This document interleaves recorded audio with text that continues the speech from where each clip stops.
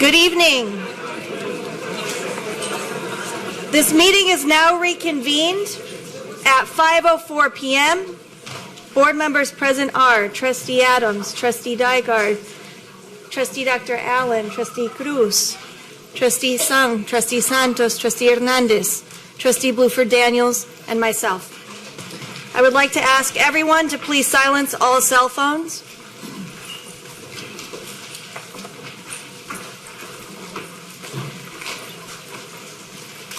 Please rise for a moment of silent meditation as we honor the life of our student Cesar Cortez, who passed away this week at Bel Air High School. Thank you.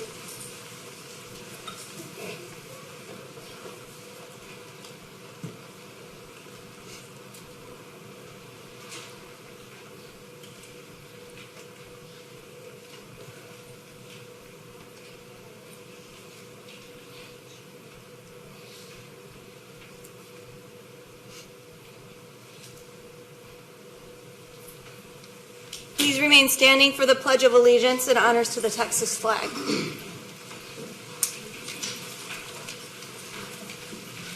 Cadet Alejandra Rodriguez will lead the Pledge of Allegiance and the honors to the Texas flag. Cadet Rodriguez attends Kashmere High School, which is in District 2. I would like to ask our newly sworn-in board member for District 2, Trustee Bluford Daniels, to introduce the Pledge leader.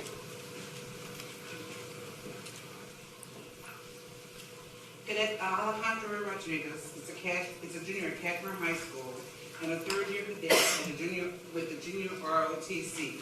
With a GPA of 4.56, she excels in all her AP classes. Cadet Rodriguez is commander of the Color Guard and a member of the drill team. Her total commitment to leadership is evidenced by her selection as a command sergeant major during the district-wide cadet evaluation board. In addition to junior ROTC activities, Alejandra is a member of the National Honor Society, Emerge, and TRIO.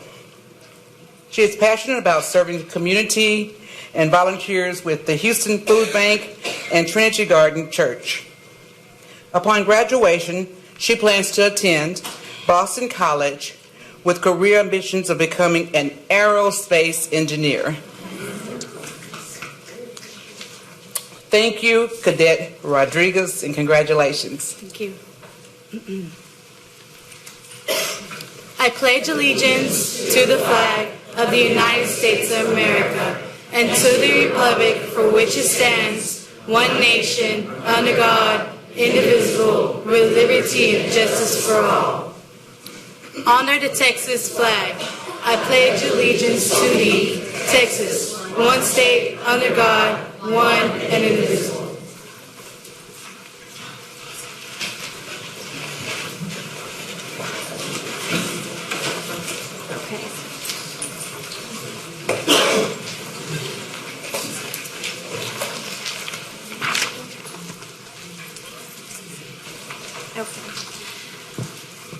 At this point, Dr. Lathan would like to make some remarks. Thank you, Trustee Vilsack. Governor Greg Abbott has declared January 2020 as School Board Recognition Month to honor the more than 7,200 locally elected trustees across Texas. I would like to take a moment to recognize our 9 school board members, including 4 new trustees who were sworn into office earlier this afternoon. This month, we honor each of you for your dedication and willingness to serve as advocates for public schools. You generously give of yourselves to ensure that the communities that make up this district have a voice, and we thank you for that. Here's a quick video that shows the appreciation across the district for everything you do for the children of HISD. Thank you, board member, for everything you do. We really appreciate all those late nights, all those weekends, and all those hours that you put into this. And all the data you have to look at. And all the budgets.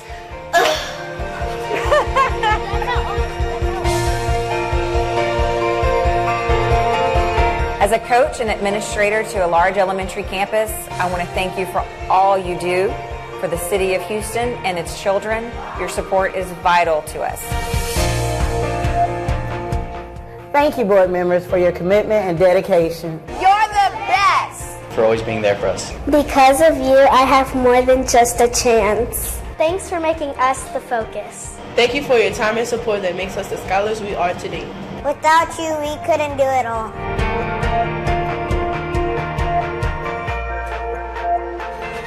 Thanks for thinking of me. Thank you. Thank you, board members, for your commitment to excellence.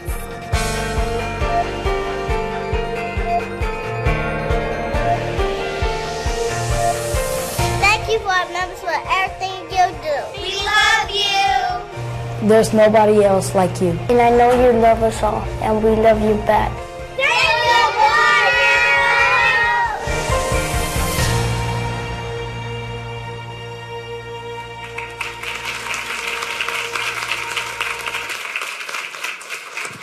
Thank you again, trustees, for your service.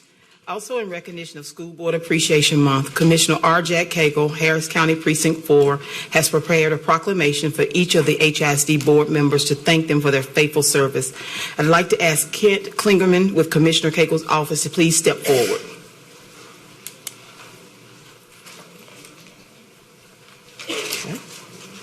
Additionally, Congresswoman Sylvia Garcia has sent a video message for the HISD Board of Education. I would like to ask Yoruba Harris to please come forward.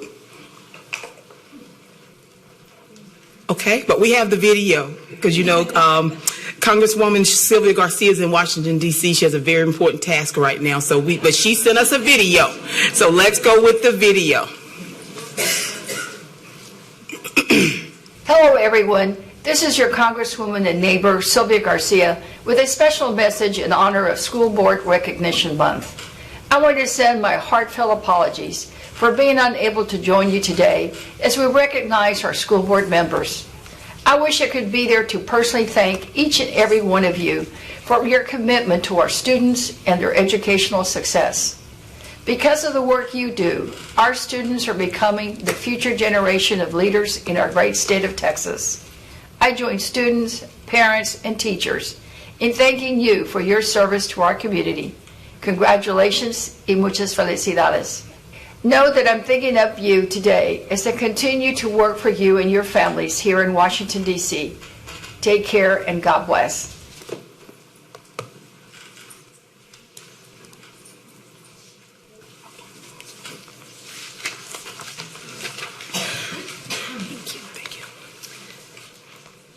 All right, hearing of the community. Please note that we are conducting our hearing of the community in two parts in order to prioritize our students who have signed up to speak. The guidelines remain the same. Only those individuals who registered by 9:30 a.m. today may speak this evening. Also, copies of handout materials must have been provided to board services by 9:30 a.m. today. We have 4 student speakers registered this evening. The total time allotment for speakers shall not exceed 30 minutes. Student speakers during the hearing of the community shall be limited to 2 minutes each. I'd like to remind speakers that when addressing the board, please stay on topic and refrain from naming individuals, especially students, as they are protected under the Family Education Rights and Privacy Act. Please understand that this public forum does not allow for dialogue with board members. The board cannot deliberate or respond directly to a speaker in this format. So that each registered speaker can be heard by the board, we ask that there be no disruption of the meeting by members of the audience, no abusive statements or actions, no threats of confrontation, and no audible expressions by the audience of approval or disapproval. Should a speaker drift from the stated subject or become disruptive or abusive, the speaker shall be given 1 warning. If a second warning is required, then the speaker shall forfeit the remaining time allotment for the current meeting. Any allotment for any meeting within the next 30 days and may be removed from that meeting. We ask that you please speak directly into the microphone.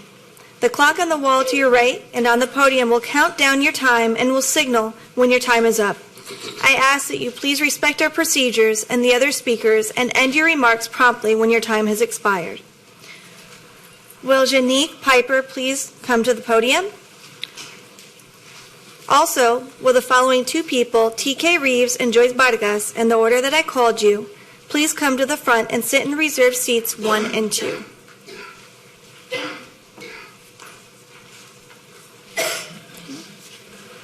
Okay. This is the order in which you will speak. Once a person at the podium has finished speaking, Speaker 1, please move to the podium, and Speaker 2 will move down respectively. Please state your name when you come to the podium. So is Janique Piper, T.K. Reeves, Joyce Vargas, and then we have Alicia Antoine. Alicia Antoine is still at school. Still at school? She thought she was going to speak at HSC at the end. Okay. And the other two spoke last week. Okay. We'll come back to them when they arrive. Okay. Thank you. All right. We've now come to the portion of our meeting where we hear speakers to specific agenda items. Speakers to agenda items. We're glad you are here and look forward to hearing your questions and concerns. Only those who have registered by 9:30 a.m. today may speak this evening. Should any registered speaker wish to distribute handout materials to the board, the materials must have been provided to board services by 9:30 a.m. today. We have 41 speakers registered for agenda items this evening. Speakers shall be limited to 1 minute each. Please speak to the agenda item that you've signed up for. We also ask that speakers stay on topic and refrain from naming individuals, especially students, as their identity is protected under law, but you may name your own child. So that each person who has signed up to speak can be heard by the board, we ask that there be no disruption of the meeting by members of the audience, no abusive statements or actions, no threats of confrontation, no audible expressions by the audience of approval or disapproval. Should a speaker drift from the stated subject or become disruptive or abusive, the speaker shall be given 1 warning. If a second warning is required, then the speaker shall forfeit the remaining time allotment for the current meeting, any allotment for any meeting within the next 30 days, and may be removed from the meeting. We ask that you please speak directly into the microphone. The clock on the wall to your right and on the podium will count down your time and will signal when your time is up. I ask that you please respect our procedures and the other speakers and end your remarks promptly when your time has expired. For our first item held, we have 1 registered speaker, B2, update on the report from the Legislative Budget Board. We have Stacy Rayan. Stacy Rayan. Okay. All right. Our next item held for registered speakers is H1, approval of a budget and authority to negotiate, execute, and amend a contract for facilities assessment and capital planning services. Will Jesse Woods please come to the podium? Also will the following 2 people, Norma Alicia Perez and Shonda Walker, in the order that I called you. Please come to the front and sit in reserved seats number 1 and number 2. This is the order in which you will speak. Once a person at the podium is finished speaking, Speaker 1, please move to the podium, and Speaker 2 will move down, respectively. Please state your name when you come to the podium. Good afternoon. My name is Jesse Woods, and I am the principal at Boris Elementary School. And I would like to thank the board, the distinguished board, my newly elected school board member, Ms. Daniels, and our interim superintendent, Dr. Grenada Latham. Why am I here? After 105 years, I think Boris deserves and needs a new school. Our school has a plethora of history. If you don't know, we were one of 10 schools selected to integrate during segregation to be a fine arts school. And so we sit on 33rd Street in what we call the Independent Heights and Studewood. Our community is greatly changing. We're getting these wonderful homes across the street. And so we need a new building to mesh with the homes. And so as we consider H1 and I4, I ask that you consider Boris Elementary as getting a new school. Thank you. Norma Alicia Perez, followed by Shonda Walker.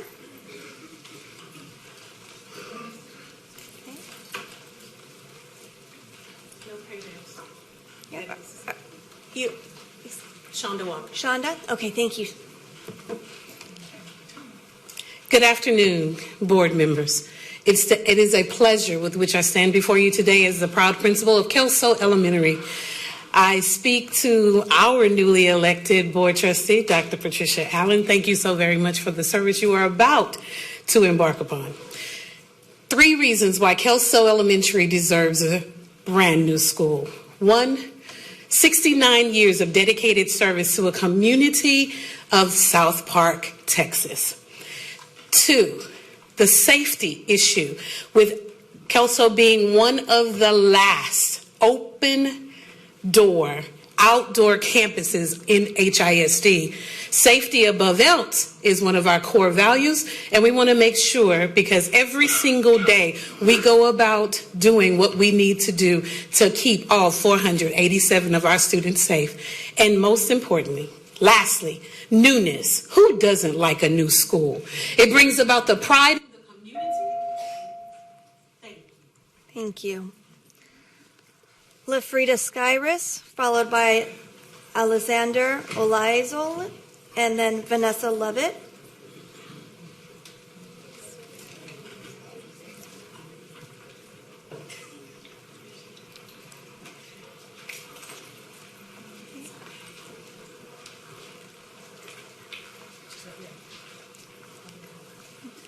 Hi, good afternoon, board members. Good afternoon, Dr. Lathan. I'm Alexander Olaizola, principal of Tijerina Elementary, and I'm here representing Tijerina and the middle school, Edison Middle School feeder pattern. The East End need new schools. We can compete with the schools that are taking our kids every day. They go to better buildings, better facilities, more safe, so we need better schools. We are performing at high levels in the East, but our schools are getting old. So thank you so much.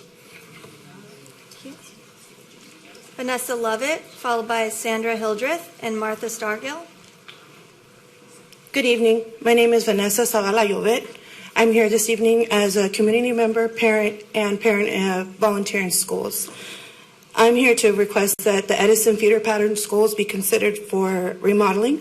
My children currently attend Tijerina Elementary School, and in the 3 years that they've been there, they've shown extreme academic growth. The new administration has a lot to do with that. And I want to thank you guys. Thank you. Sandra Hildreth, Martha Stargill, and Lita Sabuni. Good afternoon. My name is Sandra Hildreth, and I am a parent of a student that attends Boris Elementary School.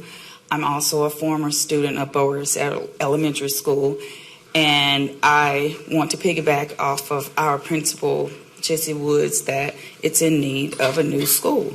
I mean, I walk the same hallways, and it's the same, and it's more than 40 years for me. So it's the same. Nothing's changed, and the school around us, the community is changing. So therefore, if we want to attract what's coming and happening in our neighborhood, then we need the resources in the school to look the same way, kind of, sort of, you know. So just consider with the kids, it makes them have pride in where they attend. Thank you. Thank you. Martha Stargill, Lena Sabuni, David Adgerton. Good afternoon. I'm Martha Stargill. I'm piggybacking on my principal as well as the parent. I'm a former student of Boris Elementary. My mother went there, my aunts went there, and now my 2 children is attending there now. And we need a new school because the school has been there for over 105 years, and it still looks the same as when I went there, and then my children is going there. But the community around us has $300,000 houses that they're not bringing their children to because the school looks so old. And the restroom conditions are very hectic. The restroom is overflowing with water. We study have to get people in for air conditioning.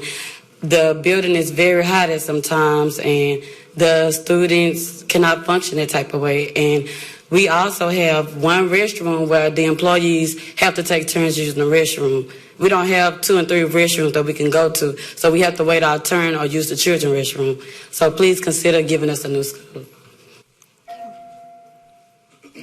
Lena Sabuni, David Adgerton, Dr. Kenya Casey Boykin. Dear Dr. Lathan, Honorable HISD board members and guests, AIMS is one more thread in the fabric supporting Houston as an international city. We would like to thank HISD for its commitment to empower the magnet school programs that reflect Houston's diverse fabric, support our international city by better equipping our students with the language opportunity to be the workforce for tomorrow and lead the global economy. AIMS, the Arabic Immersion Magnet School, was strategically added because of the Houston diverse workforce, supporting the top economic engine in oil and gas, Houston Port, Airport, Transportation, Medical Center, and others. We are grateful for HISD commitment to providing a larger school to allow AIMS to further grow to be a pre-K 8th grade campus. And we look for HISD's vision and commitment in connecting this magnet school with future language academies that will be important in preparing our students for Houston's future workforce. AIMS. Thank you. David Adgerton, Dr. Kenya Casey Boykin, Lysindria Ginagbi. Good afternoon. I'm Dave Adgerton. I serve on the member board at Weekly YMCA near Shern Elementary in District 4. At Shern, we've engaged 40 YMCA and church volunteers to tutor struggling readers and serve as social-emotional tutors, mentors. We've engaged the YMCA After School Care, Communities in Schools, Brighter Bites, Read Houston Read, and Kids Hope. We brought them to campus. Shern was built 68 years ago for 300 students. Now it and our 10 T buildings are overcrowded, worn out, and obsolete. They've been patched with Band-Aids and duct tape. Last fall, the air conditioning failed. We turn away volunteers for a lack of space. The library is in half of a T building. Shern buildings are in dire need of replacement by a new modern facility. Please approve the facility plan. Dr. Kenya Casey Boykin, Lysindria Ginagbi, and Rolando Martinez. Good afternoon, board members. My name is Lysindria Nagbe, and I came tonight to speak in favor of Burris Elementary receiving a new school. For 105 years, the school has been the pillar of the Independence Heights community. We have persevered, we have thrived. I read a quote that said, what you are doing right now is preparing for what you have asked for your future. So we've prepared our students to thrive in adverse circumstances. We've prepared them to excel even though they face challenges. We go every day dedicated, no matter what we face at that campus, even with my classroom being at the front of the school, where sometimes the gate is not working and I have to check out to make sure that nobody is coming in unauthorized and our students are having to walk. You know, it's open access and it's free like that, and it shouldn't be. So I'm coming here today to say that please consider Burris, and I'm thanking you in advance for your yes. Rolando Martinez, Lee Mashburn, and Susanna Boker. Good evening. My name is Rolando Martinez. I'm one of the parents of two students at Cornelius Elementary. Trustee Hernandez, congratulations. We look forward to working with you. So with the support of our parents, teachers, and staff behind me, we are asking for your support of the following agenda items, H1 and I4. So Cornelius Elementary turned 60 years old, so we've been in the building for quite some time. Of our current student population of 870 students, 40% of them are in temporary buildings. That means 32 temporary buildings on our campus. And so we use the word temporary loosely because temporary usually is short term. They've been there for over 25 years. So kids as young as 4 years old are having to make the walk on a daily basis, cold, hot, heat, and hoping that the T buildings work that day, that they'll keep them warm or cold on that particular day. But beyond that, our growth has been continual on a regular basis. The reality is our building is old. Our hallways are narrow, our cafeteria is small, and our library is minute. So I ask you for your support on the following two agenda items. Lee Mashburn, Susanna Boker, and Carrie Favard. Thank you, Dr. Lathan and board members, for giving me the opportunity to share my thoughts in support of H1 and I4. My name is Lee Mashburn. I'm the current principal of Sinclair Elementary. Sinclair Elementary is over 60 years old with 16 temporary buildings ranging in age from 25 years to less than 10. Our facilities are in a constant state in need of repairs, including bug infestations, unreliable climate control, rotting wood. Students on days that we have inclement weather must walk past and sometimes through standing water in order to enter the main building, which houses our restrooms, which consist of 12 stalls for girls and 14 stalls and urinals for boys, where there are 586 students. Our STAR scores have been steadily rising. Our enrollment is steadily rising. Our parent involvement is at its highest peak ever. And what I'm asking for your support in H4 and I1 to address the facilities needs at Sinclair Elementary. Thank you, Dr. Lathan, members of the board, for your support and your time and consideration. Susanna Boker, Carrie Faubourg, and Wakar Haig. Hi, good afternoon, HISD Board of Trustees and Dr. Lathan. My name is Susanna Boker. I am the PTO president of River Oaks Elementary. I want to confirm the statement Dr. Faubourg is going to give to support agenda items H1 and I4. We would like to request to be included in phase 1 of a November 2020 bond. Thank you very much for your consideration.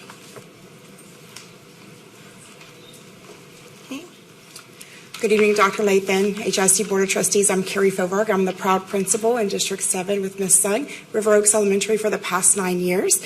Having opened its doors in 1928 in the heart of River Oaks Elementary boasts a rich history as an exceptional educational institution. We are proud to represent the HISD as one of the first elementary schools in Texas to offer the IB Primary Years program. Not only are we recognized as a Texas honor roll school member year after year, but we also consistently perform above the state academically. Since 1976, the HISD Magnet School has served students all across our vast district. Additionally, we have over 1,000 local, national, and international visitors to our campus annually to examine and replicate the best practices found right here in HISD. River Oaks is the hub of our community, and our 92-year-old building is no longer sustainable. I won't get into all the issues that you've heard, but we have all of those and more. As a result, our community stands in support of agenda items H1 and I4, and we look forward to being in phase 1 of the November. Wakar Haig, Lisa Rodriguez, Luis Sanchez. Hello, good afternoon, and thank you for having me. I come here today as both a parent of a student at T.H. Rogers and a former T.H. Rogers alumni. T.H. Rogers is a very special place with gifted and talented students who are deaf, and PSI students. I am fortunate to have gone there. I learned a lot academically, but also I benefited greatly from the diversity of the student body and gained a lot of empathy for people with different needs. My wife and I were incredibly grateful and excited when our son got into the school. However, we are concerned about the quality of the student grounds. I was surprised that the external structure and the rooms look the same now as it did 30 years ago when I started going there. The building is in strong need for major upgrades. There are numerous insect infestations that have affected the school. There are holes in the floor that can impact the safety for the students. The parking lot is not well designed. Pickup and drop-off is very challenging and time-consuming, and the bathroom conditions are also needed for repair. So I'm in strong support for a potential rebuild of T.H. Rogers campus for the diverse student body it serves. Thank you. Lisa Rodriguez, Luis Sanchez, Marco Acosta. Good evening. My name is Lisa Rodriguez, the proud first-year principal at KH Elementary and Project Christmas Middle School. I'm here in support of the district building a new school for our campus. Currently, our only pre-K through third grade classes fit in a building that was built in 1982. So we have fourth through eighth grade students in our parking lot sitting in leaky temporary buildings with dim and dreary lights. We have no gymnasium, no auditorium, and most importantly, because the school was built as an open concept, there are constant security concerns because the only thing keeping our children from someone that has bad intentions is a metal fence. Despite all of these challenges, our schools have been able to earn the National Blue Ribbon Award twice in a row in 2012 and 2019. We've been nationally distinguished. We've been nationally honored with the Title I National School Distinguished Award. We've been recognized by Texas Monthly as one of the best public schools in Texas, and we've ranked among the top schools by children at risk in 2018 and 2019. So if we can earn all of this without a new building, then can you imagine what we can do with a brand new facility? Thank you. Thank you. Luis Sanchez, Marco Acosta, Aurora Rosales. Good evening. My name is Luis Sanchez. I'm here to support Tijerina Elementary. My son Alfonso Sanchez started his first school year in 2019. I always tell my son how important it is to go to school and get an education. I believe kids at Tijerina deserve a better classroom, a better looking school, and good security systems. I walked those same Tijerina hallways as a kid myself almost 30 years ago, and I see the upgrades needed. And I'm here to ask y'all for help. And then I want to thank y'all for y'all's time, all y'all's hard work, and you have a good night. Thank you.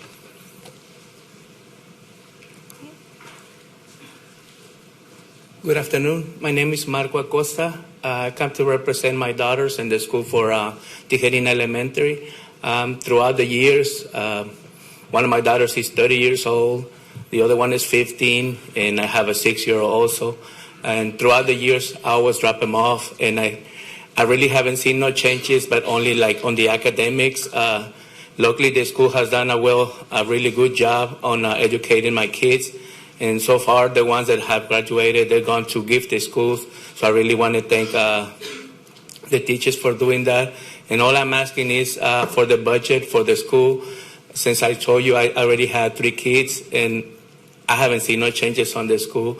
So I think it will help the community to try to revitalize the school to make it more appealing for other parents to take their kids to the school so it can look nicer. And thank you so much for your time. Good afternoon, Aurora Rosales. I am a parent and a teacher at Cage Elementary and Project Chrysalis Middle School. And I'm here to say that we definitely need new schools, new campuses. Like our principal said, Project Chrysalis has been a national blue ribbon school and has been the top in the state for a long time. I have 6 kids, and all my kids have gone through Project Chrysalis. And again, we are, and half of our campus are on the 2 buildings, and they struggle to get from class to class. It's not covered, and they're getting wet moving from classroom to classroom, and their classrooms are leaking, ACs are going out, and so I believe we also have an amazing fine arts program. My kids have all been involved in it. We have better drama plays than the Broadway shows in New York. So we're having one in April, come support us. But we do need auditoriums, and we do an auditorium and gym for our students because, we're out there getting wet and we're stuck in classrooms and our kids are going crazy. Thank you. Cynthia Borges, Brooke Brooks, Cristian Navarro.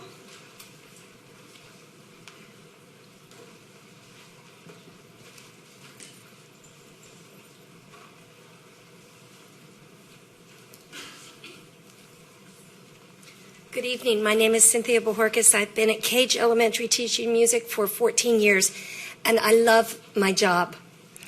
Not because I work in a state-of-the-art school that offers everything that parents in the 21st century want and expect.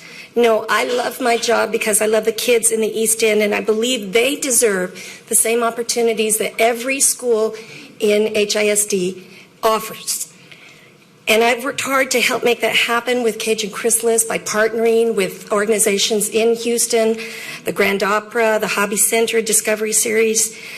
But when the portables have been there for over 20 years, where you worry about kids getting sick from mold, where your door never really shuts, and you get drenched when you need a bathroom break in the rain. Yes, in this outdated facility, Cage and Chrysalis still managed to offer a stellar fine arts music program. But our success is more due to the support of our parents and our local community.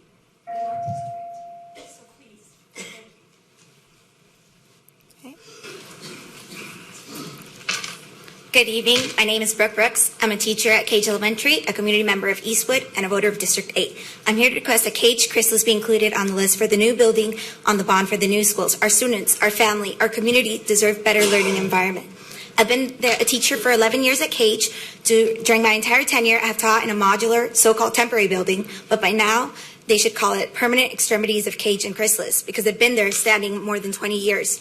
Our classroom leaks every time it storms. Leaky roofs are a norm, and workers are frequent guests repairing with Band-Aid solutions for a roof that was not designed to withstand decades of weathering.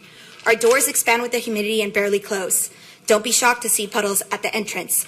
Rattly, barely working heaters to booming window units, ACs that compete with my teaching voice. Every transition at our school requires us to dress for the elements because we move between buildings with little to no covering from the cafeteria to the restroom to our library. Our school campus is old, outdated, and frankly not conducive for learning. Nonetheless, we try with what we have. However, a new building where we're all under one roof and our kids can enjoy a dry, safe environment would be Thank you. Thank you. Cristian Navarro, followed by Edna Escamilla and Karina Lopez. My name is Christian Navarro. Yolanda Black Navarro Middle School was named after my mother. It needs a new school, but H1 is not about new schools. This is about spending $5 million from the general fund for an assessment of facilities. That assessment of facilities has taken place 3 times in the past 15 years. This will be the 4th time. $5 million should be spent on keeping Bel Air High School safe. That's where $5 million should be spent. I'm mad. That school was not named after my mother because she stayed quiet. It was named after my mother because she spoke up. First, let me just say, my mother would be ecstatic to see what I'm seeing right here. All these ladies here would make her extremely proud. But there's a phrase in leadership. It's KISS. Keep it simple, stupid. And I'm not here to call anybody stupid. My mother raised me better than that. But I'm here to say, keep it simple, keep the kids safe. Spend $5 million there. Not on another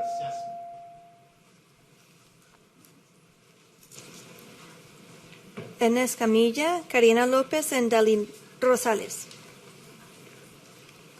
Hello, my name is Edna Escamilla. I'm a parent of 2 kids, one Cage Elementary and one Chrysalis Middle School. I'm here to say to please consider us to get a new school. My kids have been there, all of their life. I went there personally. The school still looks the same. The community, it's East End, it's growing. All these new people coming in don't want to consider our school because other schools look better. I really would love for y'all to consider it. My middle school child is in the temporary buildings on the outside. She often gets wet. There's the whole going from inside to outside. The safety that me as a parent, I feel like, is she safe? When you hear all these things on the news, you're like, well, is she going to be safe out there? Because it's just a gate, Please consider it. Thank you.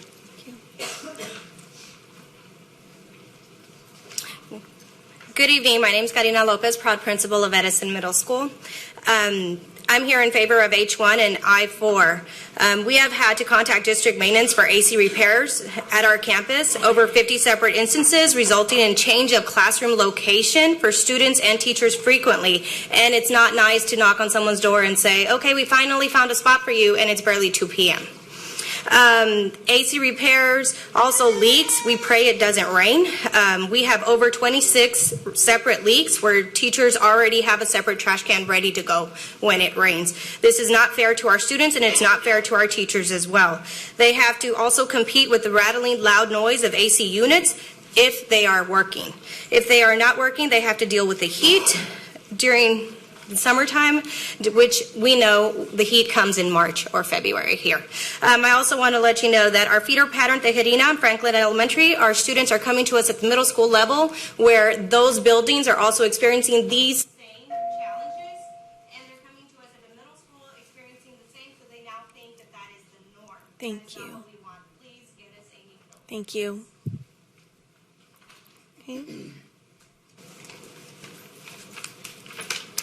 Good evening. My name is Dalid Rosales, and I am a parent representing here at Cage Elementary and Project Chrysalis Middle School.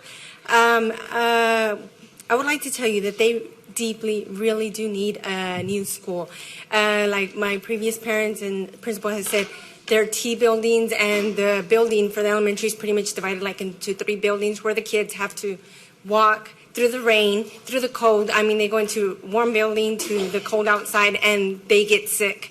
And that has happened to my children, and I would really like that Another thing, they have a cafetorium, and where it's just cafeteria and an auditorium. We have an amazing fine arts program, an amazing teacher, amazing staff, everything there. And well, like they said, we put on plays and we do shows, and they really need an auditorium where they can have for the fine arts, for the plays, for the music, and then have the cafeteria separate, because really there's not much room for that, and also a gym. Thank you. Heather Kaisman, Zin Zmati, Dr. A.K. Fustak.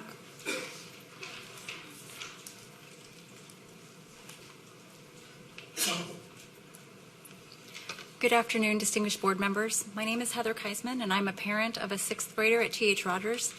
We applied to T.H. Rogers because of its strong and unique program, and we have been so happy with the exceptional quality of education and the amazing teachers and administrative staff. That said, as a new parent to the school, I've been surprised to see how desperately the building needs an upgrade. It's a very old building, built in 1962, and the layout simply no longer meets the needs of today's students. The cafeteria is very small, there is no auditorium, and parking is very difficult. There are also many other issues that you would expect with a very old building. When it rains, the roof and walkways leak, and the bathroom and shower facilities are in pretty bad shape, and it's generally a challenge to keep the school cleaned and maintained. As you look to the future needs of the district, I hope you will consider rebuilding T.H. Rogers to ensure an adequate and safe environment conducive to the educational needs of our students, including our students with special needs. Thank you very much. Thank you. Zin Smati, Dr. A.K. Fustak.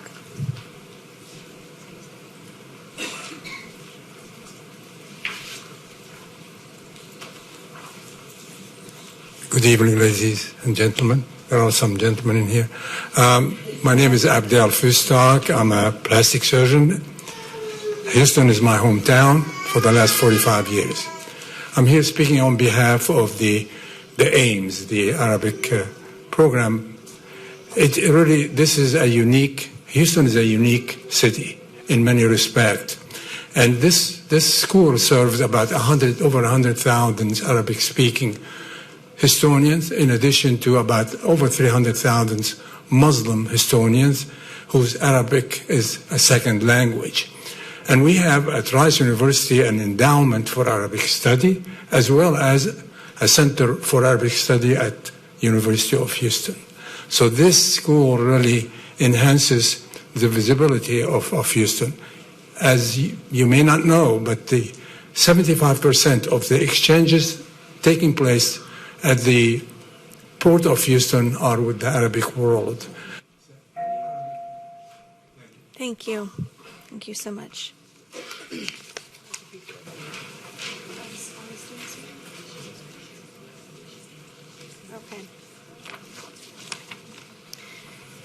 Okay. We're going to go back to the hearing of citizens portion to allow some students that are incoming and arriving right now to the boardroom. Alicia, Antoine. Okay.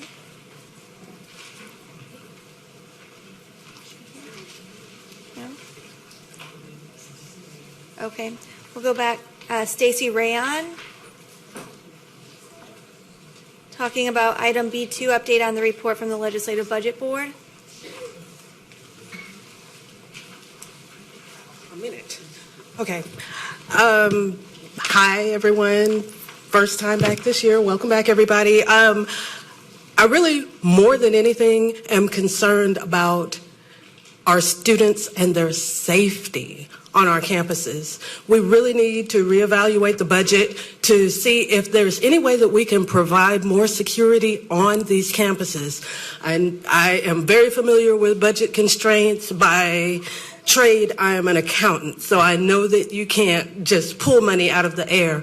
But I ask that you please reevaluate the budget, and if not, reevaluate the way that the officers are dispensed on campus. It seems to me that it's more important to have the officers on our high school and middle school campuses as opposed to piling them all at elementary schools. Please keep our kids safe. I'm fighting for you guys to stay in these seats and avoid the TEA takeover. Let me know that what I'm fighting for is worth fighting for. Thank you. Lafrida Skyrus, followed by Dr. Kenya Casey Boykin.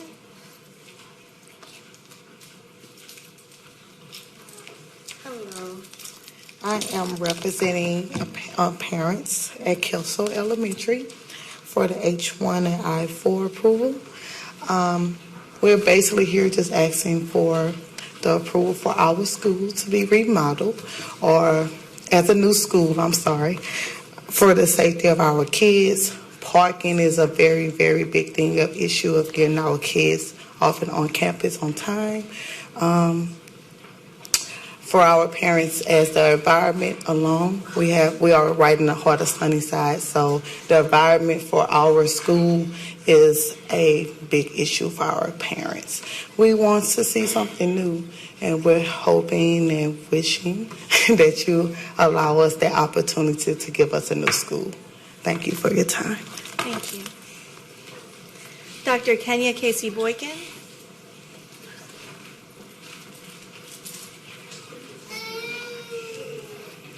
We may have a 2-year-old come up. Good evening. I am Dr. Kena Casey Boykin. I am a former educator and administrator from California and the state of Maryland.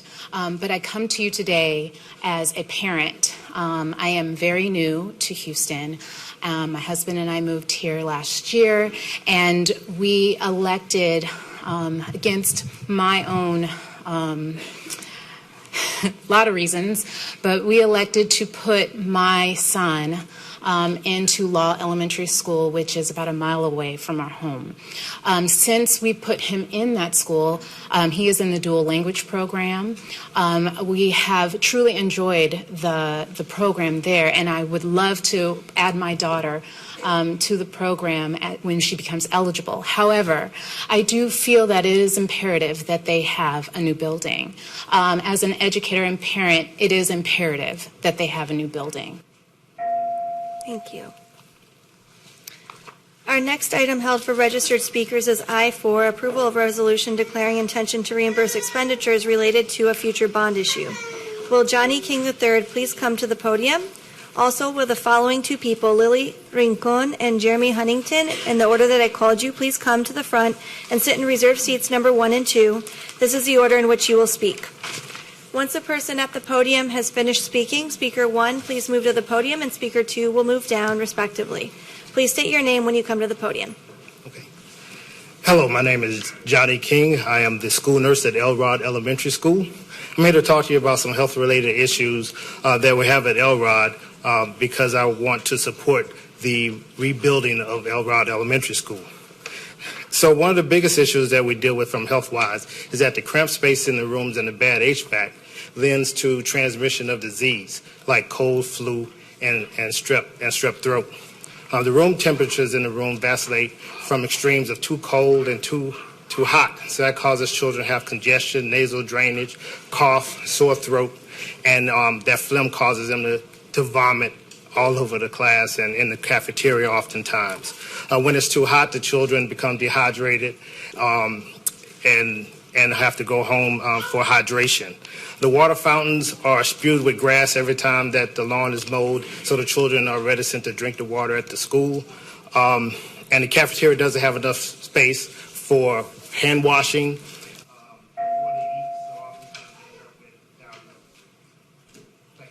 Thank you.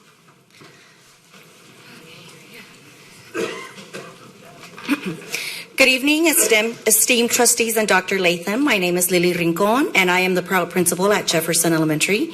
As a constituent and employee of the district, I have witnessed the admirable transformation of our high schools. Is it a coincidence that once basic needs are met, students learn at high levels? The answer is no. It is time for our district and city to invest in elementary schools and provide the same caliber of buildings to our primary grade students. Many of our elementary schools are plagued with unsafe and antiquated classrooms that include pest infestations, old technology that cannot be updated, unsecured entry points, intercoms that do not work and cannot alert the campus if there is a lockdown, ceilings and floors that our teachers have duct taped together.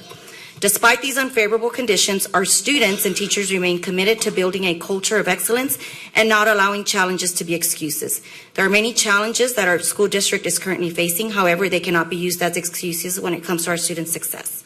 We have entrusted our vote to you to make courageous decisions that will benefit our children. We need you to be the board. Jeremy Huntington, followed by Sharon Yancey and Xavier Jackie. Thank you, Dr. Lathan and board members. My name is Jeremy Huntington, and I've been a teacher at Jefferson Elementary for the past 15 years. Tonight, I'm here to speak in favor of a new school for Jefferson Elementary. Our school was built in the 1940s and has problems with things such as infrastructure, plumbing, the restroom facilities, non-optimal safety and security design, and non-optimal technology.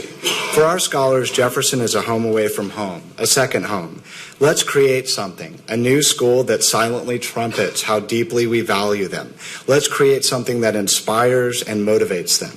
Over the past 6 years, Jefferson has been on quite a journey. 6 years ago, we were IR. Within 2 years, due to inspiring leadership and hard work, we are out of IR. Since then, we have earned up to 5 out of 6 distinctions, and today we have an 89 rating. We have a wonderful community of scholars and parents, teachers, and administration. We have a community and growth mindset. In closing, I'd like to say we have built a community. Now let's build the new school. Thank you.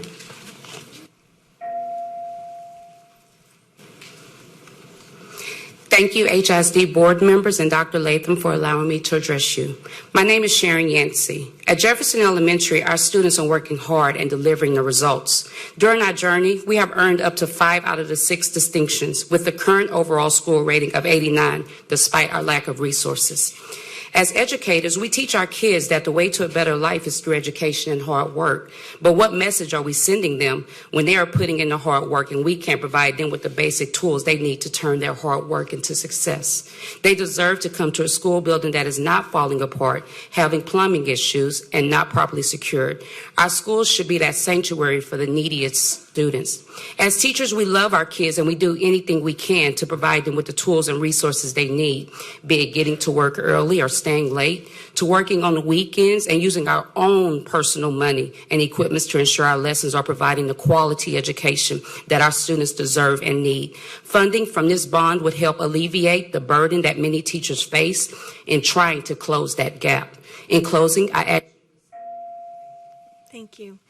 Xavier Jackie, followed by Judy Laughlin and Jackie Mullen. Good evening, and thank you for your time.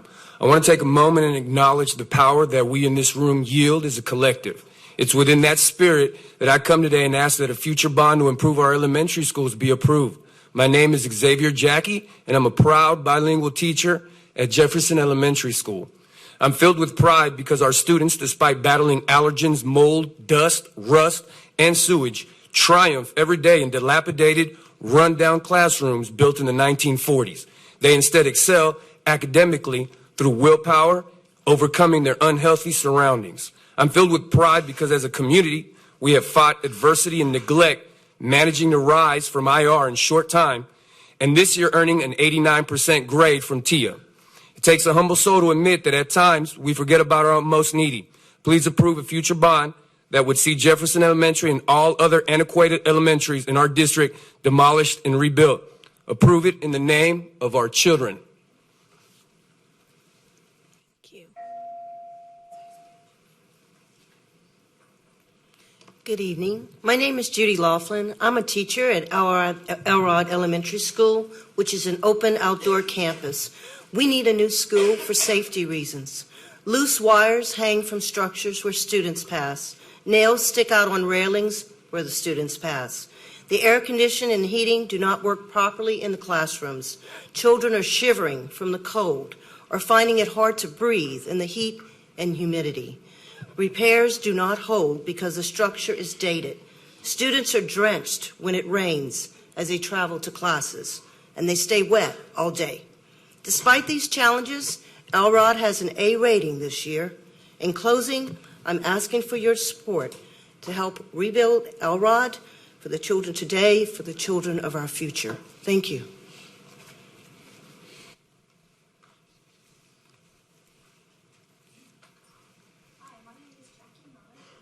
Parent of some children who go to T.H. Rogers. I'm here to advocate for a new school for T.H. Rogers, as well as putting this to the bond, so let's let the voters decide on what we provide for our children and our future. So this school, I didn't actually know about it till I took my kid to the doctors. It's been around since '61. Like one of the parents said, he went there 30 years ago. My kid's doctor went there 60 years ago when it was brand new, and it's identical. He has a lot of pride in it. I have a lot of pride in my school. So does our community. One of the issues, though, is it had an addition done to it in the 80s, which has created huge problems. Along one side of the main building, there is a gap, and it looks like someone's just stuck pool noodles up the side. There's continuous problems of AC, leaks, the same story every other school has said. So, but not only that, the addition was basically to enable our, to provide a regional day school program for the deaf children and those of hard of hearing, and it is also now provides student.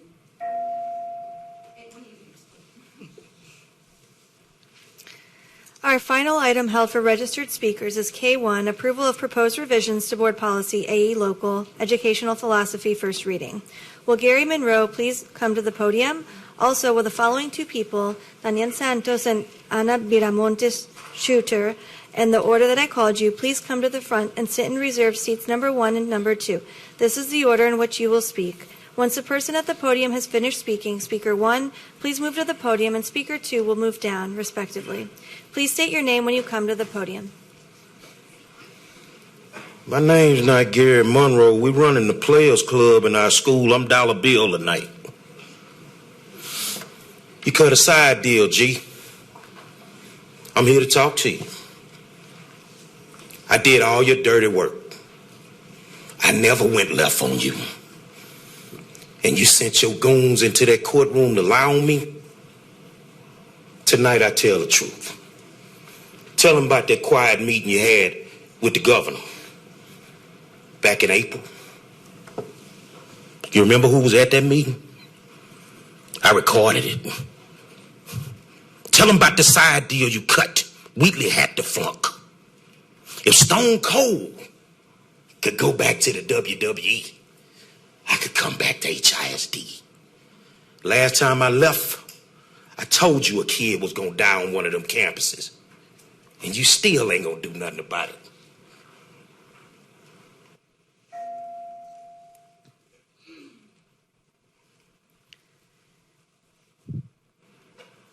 Daniel Santos, Ana Viramontes Shooter.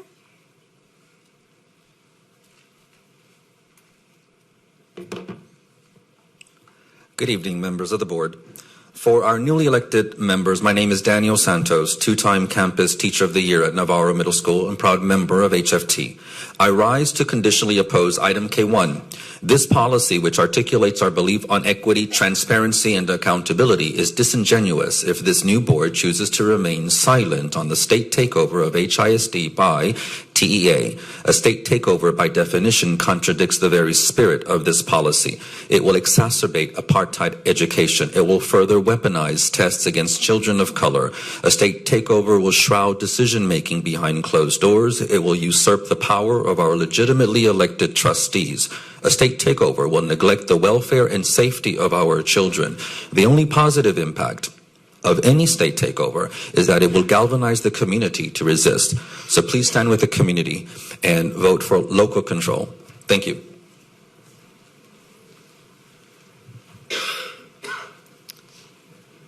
Ana Viramontes.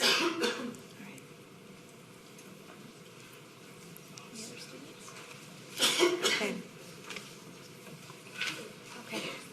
This concludes our registered speakers for agenda items. The first meeting of each new year involves the election and installation of board officers. We will now proceed with the election process. A. Office of Board President. Nominations for Office of President are now in order. Are there any nominations?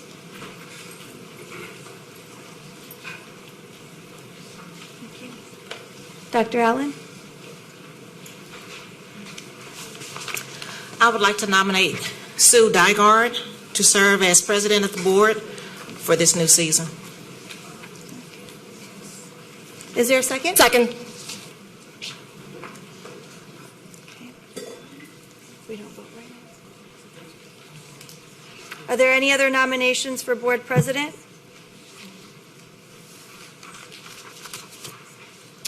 There being no further nominations for the office of president, nominations are now closed. All in favor of Trustee Dygard, vote yes. All opposed, vote no. Please vote.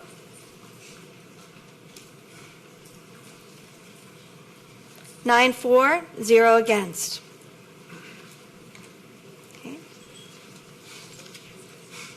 Okay. Now that we have elected our new president for the coming year as first vice president of the HISD Board of Education for 2019, I'm pleased to hand this gavel over to Trustee Dygard, our new board president.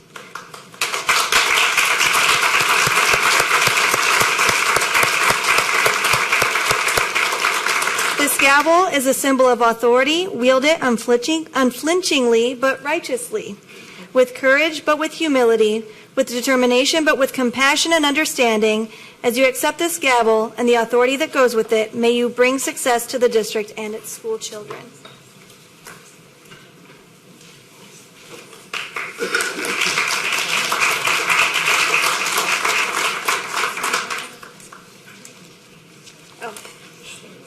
Yes.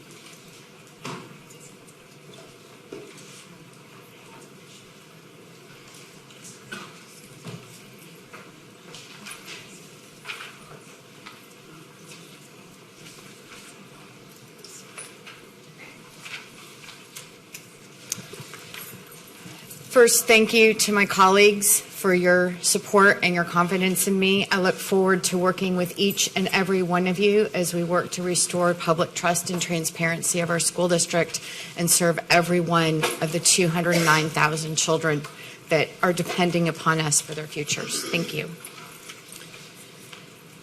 So next, we have nominations for office of First Vice President are now in order. Are there any nominations?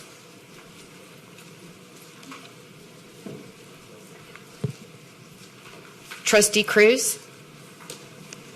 I nominate Wanda Adams for first vice president. I second.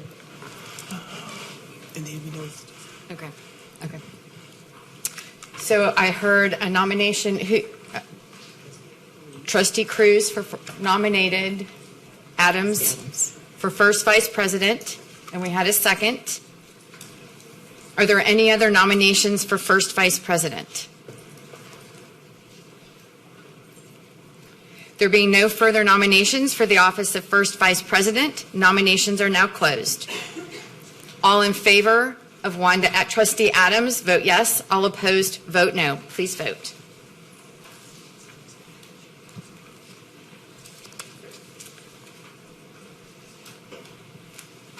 So Trustee Adams is first vice president. Thank you. Nominations for the office of second vice president are now in order. Do I have a motion to nominate?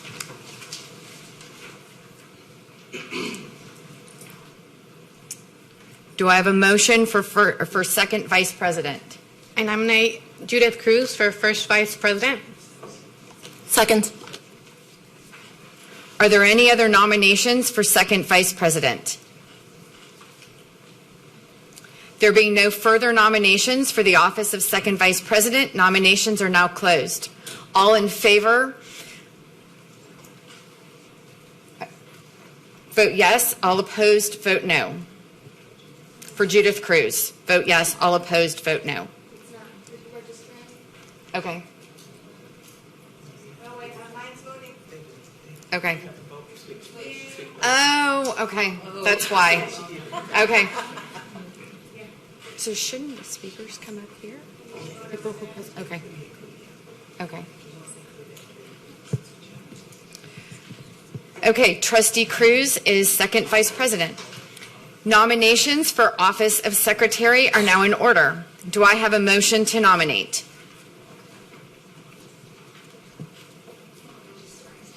It's not coming in. Okay. Who's? Trustee Sung? I'm not. Oh, I am now.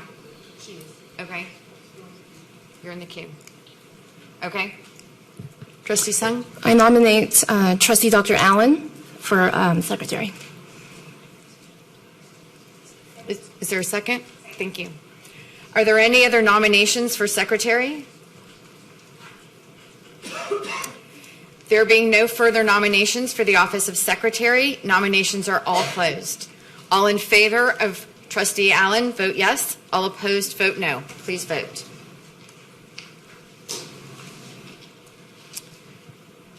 Trustee Allen is secretary. Nominations for office of assistant secretary are now in order. Do I have a motion to nominate? Motion to nominate Trustee Donnie Hernandez. I second. I second it. Are there any other nominations for assistant secretary? There being no further nominations for the office of assistant secretary, nominations are now closed. All in favor of Trustee Hernandez, please vote yes. All opposed, vote no. And Trustee Hernandez is assistant secretary. I now install each of you into the office to which you were elected. I charge each of you to be faithful and diligent in exercising the responsibilities of your office during 2020. Before proceeding with this meeting, we will now take a 10-minute recess to change the seating arrangements of our newly elected officers. Good evening. This meeting of the Board of Education is now reconvened at 6:22 p.m. It is my pleasure to take over the reins as new board president.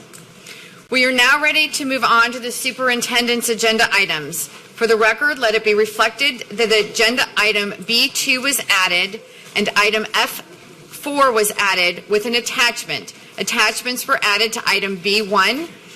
Agenda items F1, F2, F3, and I4 were revised. The attachments to H1, I1, and I3 were revised.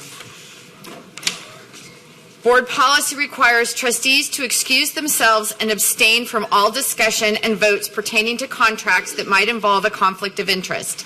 As defined in Board Policy BBFA Local, a conflict of interest is any circumstance that could cast doubt on a trustee's ability to act with total objectivity with regard to district's interests. And before we go through this, I remembered we did have a student who still needs to speak, and instead of making them wait until the very conclusion of the meeting to bring the student forward. I think she's going out to get them. While she's getting the students, let's go through then. So starting with the trustee to my far right and continuing left, would each trustee state any agenda item for which the trustee will abstain based on conflict of interest requirements, which will also be held for separate discussion? Trustee Bluford Daniels, do you have any items you wish to abstain from?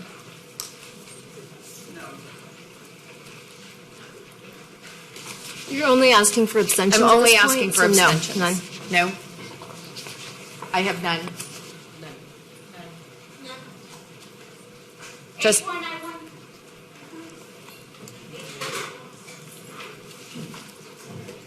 for abstentions? Okay. Trustee Adams, any abstentions? Yes,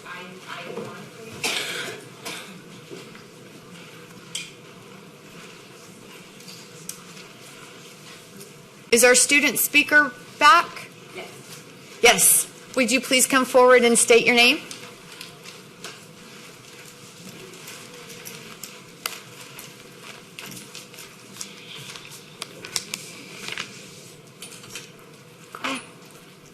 My name is Alicia.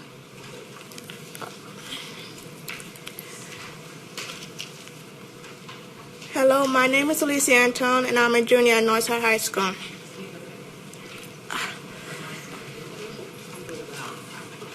I want you to continue to fight the state takeover.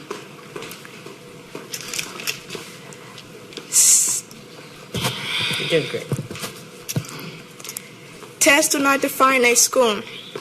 If you take the time to visit my school, you will see kids who are hardworking, culinary sous chefs designing their own business plans, future engineers building drones and planting gardens, creative students editing videos and audio-video production. That's me. All building up the courage to work in the community and address real-world problems. None of these talents is measured by star. To eliminate recess and electives and sports, all to do test prep should be criminal. But I know that will happen if TEA takes over. I will lose so many things that I love about my school. I will lose the teachers who tell me I am more than a number.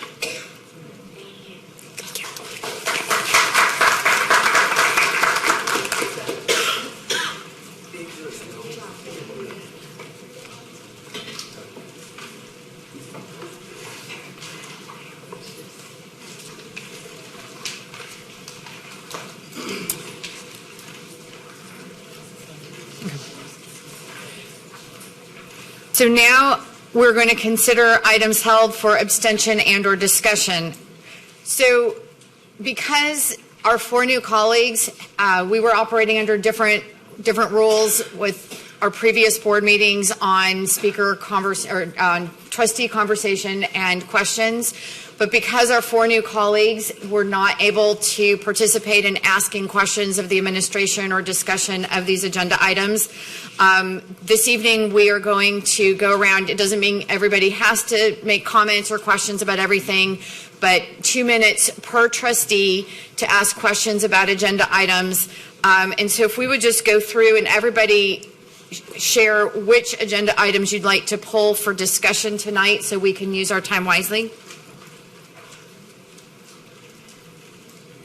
Starting with you, Trustee Bluford Daniels. Excuse me.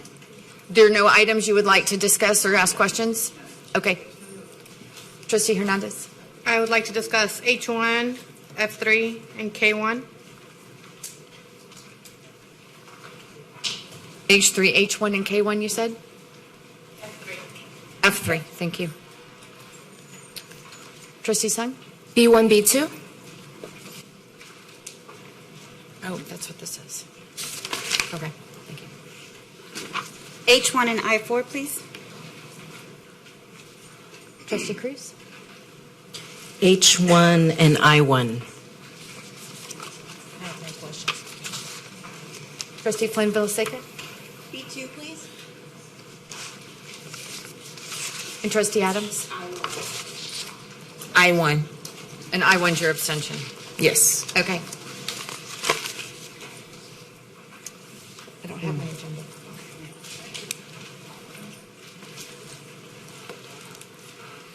So the first item held for discussion is B1. Do I have a motion? Second. Are there any comments or questions from my colleagues on item B2? B1.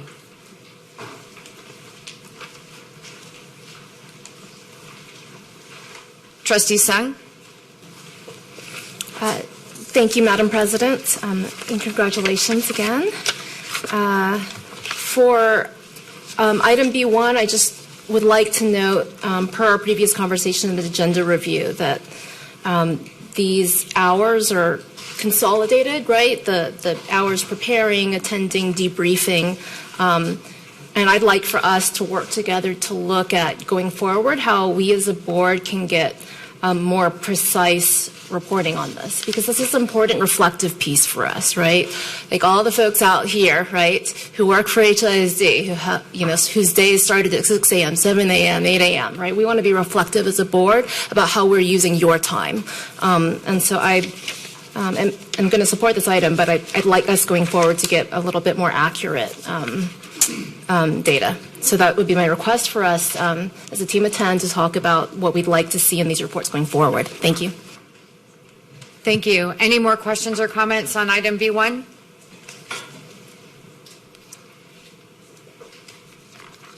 If not, please vote. Yes.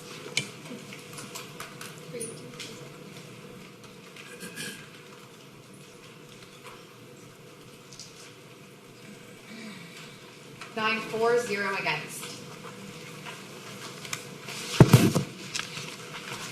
Our second item held for discussion.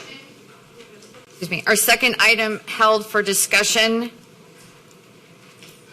is agenda item B2. Are there any comments or questions from my colleagues?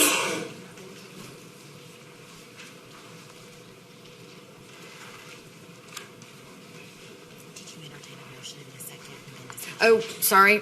Thank you. May I have a motion, please? Thank you. Are there any comments or questions from my colleagues?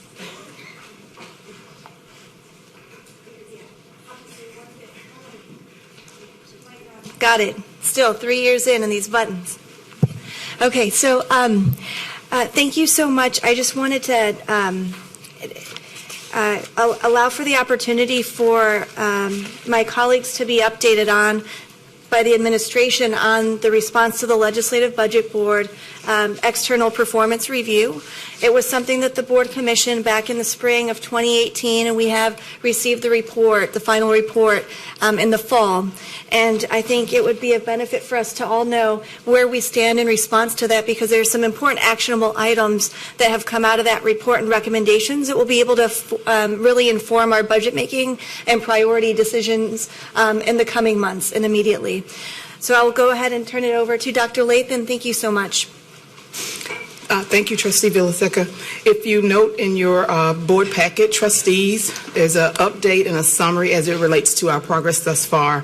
And so we received the LBB report in November. It was distributed to trustees, the superintendent, and superintendent's cabinet. If you look at the summary, there were a total of 94 recommendations, also with some companion sub-recommendations in the entire document.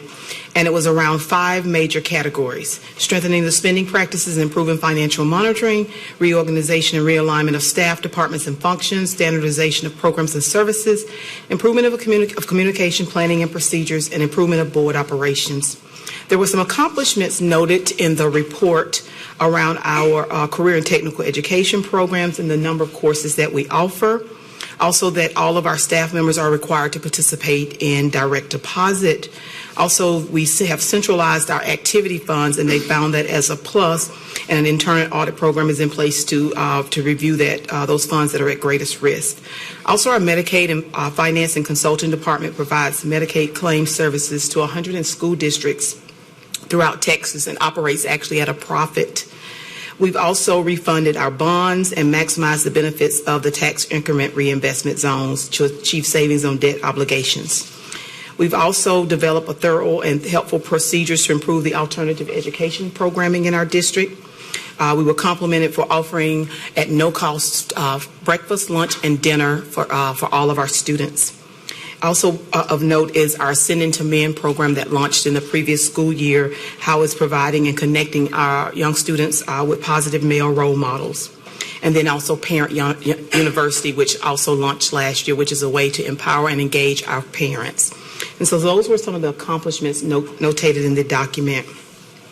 And then we went on as a team to start looking at the various recommendations by category. And we want to share with you some of the recommendations that have been completed thus far. It will be a lengthy process to address the recommendations and for us to develop a careful and strategic plan to address them. But I want to note that recommendation number 16 is one that talks about developing, implementing, and evaluating a strategic plan for long-term comprehensive system of the district's wraparound services initiatives. And so that particular recommendation has been complete. What we've done as a team, as far as our leadership team, is for every recommendation, and every recommendation that we respond to and complete, we are keeping the artifacts to be able to support the completion of those recommendations. Some you will see visibly on our district website. You will see it through reorganizations through org charts, and then some future presentations that will be presented to the board in either a board workshop or through an agenda item.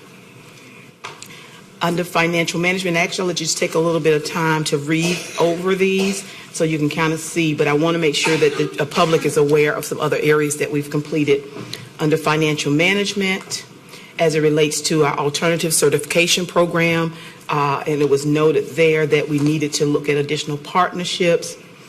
Human resource management, recommendation 39, reorganize our HR department. And then under facilities, use and management, recommendation 46, 52, and 54. Note that it talks about developing an accurate facility utilization rate for each campus and ensures that campuses maintain industry standard utilization rates. As you hear more tonight about actually two of our items, and really it's item H1, you'll see that from a recommendation that came out of the LBB, that's another reason we are bringing item H1 to you for your consideration tonight. As it relates to safety and security, we took care of that. That was a reorg of previous administrative oversight of the police chief that has been taken care of. Then under nutrition services, you'll note recommendations 72, 73, 75, and 76 addresses some accountability around competitive foods, which means because of the fact that we participate in our federal lunch program, that at the same time that we are providing at no cost breakfast, lunch, and dinner to students, we can't be competing against that by selling food at lunchtime or selling candy, sodas, things of that nature. And so that refers to recommendation number 73. Also, oversight of the campus cafeteria operations. And so our team has been working on addressing that, looking at productivity data, and then also eliminating inefficiencies and decreased costs at the nutrition services department. Then recommendations that have been completed under the transportation management and fleet operations. Recommendation 81, reorganizing our transportation department functions and to develop better strategies to improve recruitment and retention of staff. And if you recall, 2018-19 was a year of rebuilding and reorganizing, rebranding our transportation department, with the end goal last summer when we presented to the board for an increase in bus driver pay salaries, because you know we were kind of we're not as competitive as some of our neighboring school districts, and so we worked on that and thank the board for supporting that recommendation last year during the budget cycle. Also, communication with internal and external stakeholders. We started our program, an opportunity last year where parents could provide information to us about transportation, their concerns, any suggested feedback. Transportation coffees were held throughout the community with parents and constituents. And so that addresses recommendation 84. And then also there were safety concerns around our terminals and also on school buses. And so we've addressed that. Then if you move on, also under recommendation 86 talks about our bus replacement plan. We've worked to address that recommendation. We still have some other things that we need to do as we talk about future budgets. And then under community involvement, recommendation 89 talked about written procedures to update campus and department websites with consistent and current information. Our communications department has taken care of that, and that information should be up to date and live on our website. And then making sure that information from our information center is maintained and updated. And that's recommendation 93. And then we started addressing also some of the sub-recommendations. So in addition to the recommendations, there was some sub-parts to that. Recommendation number 1, which is part of it has been addressed, not the entire reorg, was around eliminating some chief positions and changing those to director level positions. And so that was addressed actually last summer prior to the release of the report. Then recommendation number 2, we started that, if you recall, trustees that were here in the fall, we started that when you were asked to approve the district improvement plan and the schools, all of our individual school improvement plans. We started training and support and monitoring around school improvement plans to ensure that those plans were meeting the needs of the students on our campuses and tying it back to school budgets. Let's see. Recommendation number 6 talks about working on updating our board policies and then receiving a review. So that is in process. We are working to schedule a time to meet with them. Recommendation 10 addresses also, it was an issue that we did not have a more detailed academics website for additional information that has been addressed and updated. And then recommendation number 90, it talked about updating the affiliation agreement between the district and the Houston ISD Foundation. That we are working on that now. We hope to have that MOU finalized within the next several weeks. And so we have been discussing that, and we've worked on revising that and been in collaboration with the Houston HISD Foundation. And then lastly, just to once again kind of summarize, 18 out of 94 recommendations have been completed. And then 76 out of the 94 are presently in progress and in various phases of implementation. Also for your review, trustees, is a projected timeline, and this is subject to change once the fall board meetings, everything, with the calendar gets finalized, and then we will actually bring this back and plug it in. But I just want to walk you through our tentative thinking as a leadership team and to get your input around what you would like to see as trustees to continue to update you. So once again, on the timeline, you'll see we received the report on the 18th. We started between November 18th and December 16th, reviewing it as a cabinet, working on the recommendations. And then we've held several strategic planning sessions around the recommendations where cabinet and each departmental chief is updating on their completion of the various recommendations.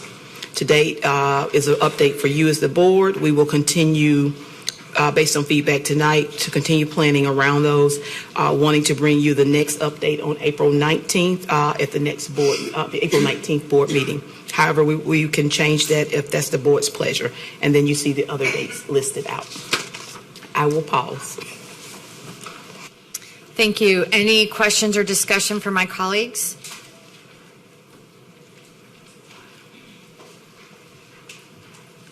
Trustee Sanchez? Thank you, Trustee Dygard and Dr. Lathan. So when we're moving forward with the LBB and the recommendations, is there an objective committee to kind of oversee things moving forward? Like, we all have blind spots as trustees, as a district. There's something that we can't see. So similar to the SDMCs and the DAC, is there any community input being taken in whenever we're moving forward with the LBB recommendations? At this point, we have not, because based on how the report was presented with the 94 recommendations, we do have a staff member that is devoted to the accountability staff member around the LBB. That person's responsibility is to track all of the recommendations, track all the completions, to track the artifacts. But we have not engaged the community because it was kind of laid out what we needed to do as a district to address those recommendations. The reason I ask is there are a lot of things that I miss as a trustee. I mean, I knew HIC as a student, as a volunteer, as a teacher, as a board member, but the public has so much insight that we often miss out on, and it would be, I think, beneficial for us to have that input. Additionally, I see here the timeline for, on page 5, it says LBB board update. Could I ask that the update be a little more visual? I see this, but I can't compartmentalize with matching, like, let's say I need data and how, like, compare your recommendations next to some type of visual aid, like does that make sense? It's just a whole lot of words, and I know from professional development, we were not allowed to do this for our PowerPoints as a teacher. Like, we had to have explanation and breakdown and so forth. So, just that's my recommendation. Or if that putting in as a, what do you call this? Board referral. Thank you. Thank you, Trustee Santos. And I'm just going to remind my colleagues, on this pass, and if board services could please help us keep track of time of 2 minutes per person, and then if there's still additional questions or comments, we can make another pass. Next in the queue, Trustee Sung. Thank you very much for this presentation, Dr. Latham. I appreciate your preparing it. What's the fiscal impact of the recommendations that have been completed so far? I can bring that back, update you with that information, okay? As it relates to it. Because some of the recommendations addressing them, it causes kind of a domino effect. And so we can look at that. But I do want to point out, and I know Dr. Barajas and his team have looked at that, majority of those recommendations fall under nutrition services, and I'm looking for also for Mr. Reed, who I know we've had a conversation around that, but we can get that information for you. Okay, thank you. The reason I ask is the board's, obviously the LB report, we paid for it, right? A portion of it, it costs the district money, and what we're looking for is for a return on that, right? So the hope is ultimately this helps us get more efficient, more effective. So I look forward to seeing that. And then so I see that 18 out of 94 recommendations are completed, 76 out of 94 recommendations are in progress. I'm wondering, are there any recommendations that you have concerns about or that you plan to implement in a modified way, or is it your assessment and your intention to implement all 94 recommendations? Thank you. Thank you for asking that question. There are some that we have concerns about based on the size of our district, and there is, a better way to implement. So there are some recommendations, and we can share those with you the next time we provide the update. We've talked about it, and as a team, we do have some concerns about some of the recommendations. Thank you. And that makes sense to me, right? Similar to our internal audit reports, right? There's an opportunity for you to respond and say, are you implementing it as recommended, or are you implementing something modified that's informed by the report, right? So it makes sense to me that we're doing a similar thing here. Okay. Thank you. Those are my questions at this point. Thank you. Trustee Hernandez? Do you have a list of which recommendations are in each phase? Yes. We can get those recommendations for each phase, and then we can make sure everyone has a copy. Also, if you don't have a copy of the final report.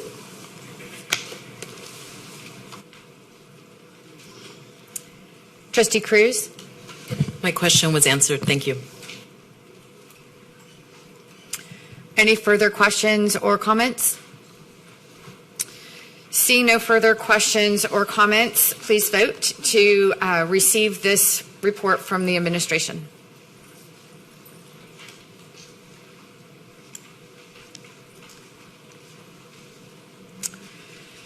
Nine in favor, 0 opposed, 0 abstentions. Our next item held for discussion is agenda item F3. May I have a motion? May I have a second? Are there any comments or questions from my colleagues? Trustee Hernandez? I have a question about how these 2 schools were chosen. Dr. Cruz? Thank you. Yes, good evening, trustees. Welcome to the new trustees. So when we're thinking about offerings, whether they are CTE offerings, academic offerings, and so forth, the approach that we've been taking, especially over the past couple of years, has been a collaborative approach with the principals. So we will meet, in this case, Mr. Love and the CT team met individually actually with every principal from every high school in the district prior to the start of the school year to talk about what programs are offered or not offered, to make sure that they make sense and that we're kind of going towards cohesive pathways for students. Right now, under Dr. Latham's leadership, we're also looking beyond just CTE, looking at offerings across the board to make sure that there are more vertical pathways for students, so they start elementary, go to middle and high school. We're really excited about this new partnership with HCC and Merrick Brothers Construction, which essentially will allow students to get a paid internship after 11th grade summer, and then actually a guaranteed job after graduation, after they get this kind of opportunity. So we're always actively, and Mr. Love, I want to give a huge shout out to him, we're always actively looking for opportunities to start programs, and hopefully once we experience success, we're going to be advocating very hard to make sure that we replicate them and expand them to other places as well.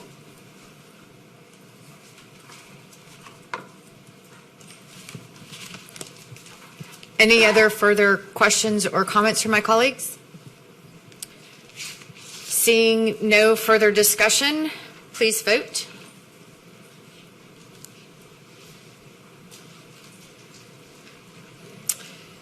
Our next item held, item passes 9-4, 0 against, 0 abstentions. Our next item held for discussion is H1. May I have a motion? Do I have a second? Are there any questions or comments from my colleagues?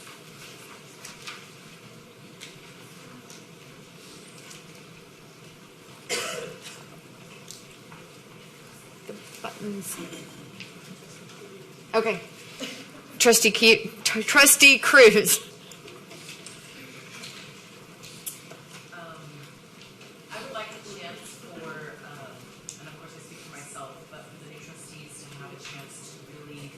Sorry, is my mic on? Okay. To really delve into this item, I have a lot of questions, and I don't think everyone wants to stay here all night to have those answered. So I would love the opportunity for us to have more time to ask questions. A couple of the questions I do have, just quick questions. Is this the same firm that did the last assessment that was done a couple of years ago? Thank you, President and Trustee Cruz, for the question. Yes, but the assessment for 2015 you're referencing is not related to this. That assessment was a capital component replacement assessment. So we use that. It's a 10-year master planning tool with a database called the MOCA plan. Mm-hmm. And we use that to replace our roofing systems, our chillers, boilers, kitchen systems. So it gives us life cycle to that. This assessment, unrelated, is going to actually go deeper and have an independent demographical study. We're going to provide that in coordination with academics to develop each independent site plan so that it can determine with the schools that are below enrollment of 500 students, whether there's going to be combinations, whether there's going to be recommendations to the superintendent to build larger schools like High School for International Studies. Where do we relocate or build up on the same site? The other main part of this assessment that we've never done before is an across the district safety and security piece that involves vestibules and 2-point entry being added to all our schools and going away from keys across the district. So this is a little different assessment, but yes, the firm being recommended is the same firm that did that. Okay. Thank you for that answer. And I just want to make sure that the public knows that I hear the folks that spoke tonight. I hear people's concerns, and I am absolutely aware that many of our buildings are in desperate need. And yeah, so I just want to make sure that whatever decision that we make, and I also recognize that we're not voting to put this on the ballot yet, but whatever decision we make, that we do it with equity in how we operate. Thank you. Trustee Sanchez. Thank you, and thank you, Trustee Cruz. I echo exactly what you said. I would need a board workshop delving deep dive, right? More so because we are now a team of 10, and I'd like to settle in with my colleagues to be able to define equity and to be able to work together and prioritize everybody's concerns. With that being said, y'all, I'm a strong advocate of teachers. Y'all know that. It's no secret. Everybody thinks that we need new facilities, we need more officers, we need, all of these for more safety. But the reality of the situation is when you have an overcrowding of a classroom, you have 38, 35 students. When you have teachers that aren't able to to be there when incidents happen, like at Bel Air High School. We just need smaller classroom sizes. We need teachers to be able to keep our students safe, and that's a priority that I think this board needs to have before we move forward with talking about buildings. Safety, keeping our kids safe is this board member's #1 concern. And I had all this thing about talking about the I-45 expansion and climate change and all this other stuff, and factoring that into this bond, but this $5 million could change a campus's life. So, thank you. That is all. Oh no, that's not all. Could we move to postpone this until after maybe even the retreat that we have? Is that a question for the administration? I move to postpone this item until after we've settled in as a team. So I would need a second and a vote. So there's a motion on the table to postpone indefinitely until a particular meeting. Time certain. February meeting. Pardon? Such as the February meeting. Such as the February meeting, board meeting. So the motion on the table is to postpone agenda item H1 until the February meeting. Is there a second? President Diger, just to be clear, you're talking about the February regular board meeting. Yes. Yeah. February regular board meeting. So there's a motion and a second. This is not an item that postponing we don't discuss, correct? Do we discuss this? Okay, that's what I wanted to clarify, because there are certain things. Okay, so the motion on the table is to postpone this agenda item until the February regular meeting. We have a second. Do I have any questions or comments from my colleagues about the motion on the table? Trustee Sung? Thank you, Madam President. So Dr. Latham, what would be the impact of postponing this vote to February? I see a timeline that's provided. How does that impact that timeline? Is it still feasible to get to those later dates, June, summer, August? One main concern would be the amount of time. It would reduce our time to gather community feedback, which is also built into this timeline. So that would be, okay, actually, Mr. Saunders, would you address that? Good evening, Board. It would just compress the schedule. We wanted to have enough time for community feedback, and then also give the selected vendor enough time to do a thorough investigation. So it wouldn't be a fatal blow, but it would be a challenging thing to accomplish. So I would recommend that we try to keep the schedule that we originally developed. So. Mr. Saunders, could you introduce yourself and tell what you do in the district, please? I'm sorry. My name is Derek Sanders. I'm the Officer of Construction Services. I've been at the district approximately 6 years, and I worked in a previous district for 10 years, and I have 25 years of building hospitals and schools. Okay, thank you. And then related to that, what's the shelf life of an assessment? So say we proceed with this assessment, it's done, we spend the $5 million, and then we go through this timeline and we say, oh, this isn't the year to do a bond. How long would this be good for, or would be looking to have to do another assessment in a year if we wanted to go for a bond in 2021? The ultimate goal of this assessment is to develop a 20-year capital plan. Okay. This assessment will last us approximately 10 years. And then I would like to revisit it again to make sure that everything that was laid out as a part of this assessment is trending in the direction that we thought that it would be. So 10 years to answer your question. Thank you.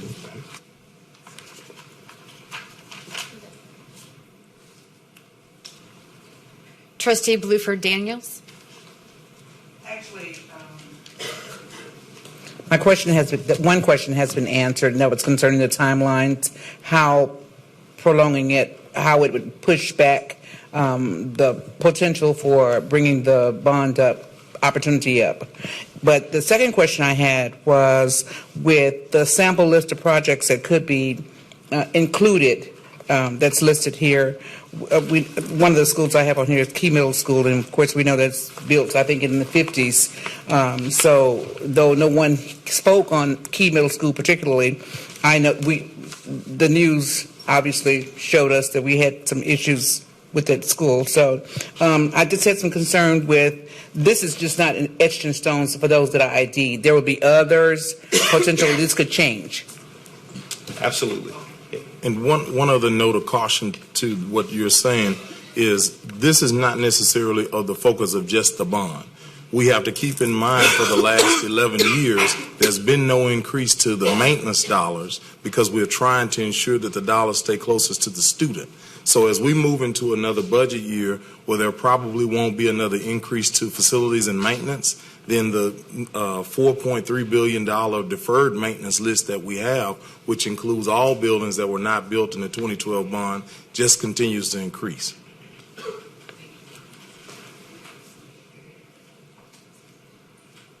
you have any further questions? No. Okay. Trustee Adams? Thank you, Madam President, and again, congratulations. But I do have a question for Madam Superintendent, and you can direct your staff at your pleasure. If this item is delayed, let me rephrase it. If we don't delay this item, is there still opportunity for our new trustees to engage in questions, to be able, let's talk a little bit about that. So I know the importance of dialogue is very important, and I definitely understand that. So not to hold up the process, but is there an opportunity for them to have a deep dive and engagement? And then if they need to say, to have a communication like, look, I'm uncomfortable or whatever, is there anything can happen in the process so we do not compress the timeline with the team so we can move forward on this particular item? Because as Chief Busby stated, that it's not the same assessment has been done in the past, but it is something that it is needed. So can you address that a little bit? Because I don't want to hold up anything, but yet and still give our colleagues the opportunity to be able to discuss this particular item. But if it can't, then I'll support my colleagues in withholding it if that opportunity is not available. Yes, and actually keep in mind all new trustees will have an opportunity to go through an onboarding, and we can actually provide additional information and answer additional deeper questions during their onboarding process. So it doesn't end tonight if the board were to approve us to move forward,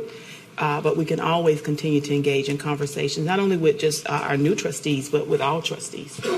Okay, so I guess that would be my recommendation, even though I respect the motion that is on the floor, that we continue just to move forward in the progress of making sure that we stay on time, because we still need to do in community engagement, and that's going to involve all of us to be able to go out to our communities along with the representatives to be able to be with them to hear your constituents' concerns. But then I'm concerned about if we wait, that's a whole nother month, and then maybe another month scheduling meetings, and then it's just going to push us back like 30 or 45 days. But that's just my opinion. But I would like for us to continue to keep the work moving forward. But if they cannot have that healthy dialogue, Madam Superintendent, I do support them in holding it back. But I want to know what would be the reason, and what we'll be doing holding it back. We'll be able to schedule a deep workshop between now and the next board meeting in February in lieu of everything else we have going on. We have retreat going on, new board member training going on. There's a lot of things that's going on between now and the next board meeting of a lot of work that we have to do besides this right here, because it's a lot of heavy hitting that we have to deep dive into. So that would be my recommendation to the board. But if it was the pleasure of Ms. Cruz or someone, if you still want to move forward with that, I would support your recommendation. In addition to what Trustee Adams is saying, this only starts the firm's part of gathering all of the community meetings, aligning them up. There's a set of engineers that will be working on site-specific things. There's about 10 different things that will be happening at the same time while we gear up to requesting around August if the board's pleasure is to do a November 2020 bond. This doesn't say that if it's approved tonight, tomorrow schools will be selected. It's going to take the firm about 3 weeks to finalize their contract, get it back to our legal for HISD to approve. So then that also starts, if approved in February, it pushes the firm back to a start of about March to getting community meetings set up, to getting school visits, setting up teacher committees that the schools have selected of teachers to be a part of this, PTA members, super neighborhoods. We have to meet with Harris County as far as the schools that are in a flood zone. So it's a whole litany of things that have to be done simultaneously. So as Trustee Adams said and as Officer Sanders said, it is very important and vital, and please be mindful that this $5 million is not $5 million that Dr. Barajas is taken from a school budget or from someone's department budget to spend on this, and it is expected to be reimbursed back to the general fund upon the passing of the bonds should it go forward. So I just want to caution us, as Dallas ISD is doing the exact same thing on a very large bond that they're working together to package as well. So we're not alone in this, because November, as you know, is a presidential election and is advantageous because a lot of voters come out. But this district currently has $4.3 to $4.7 worth of billion worth of deferred maintenance needs that are continuing to grow every day.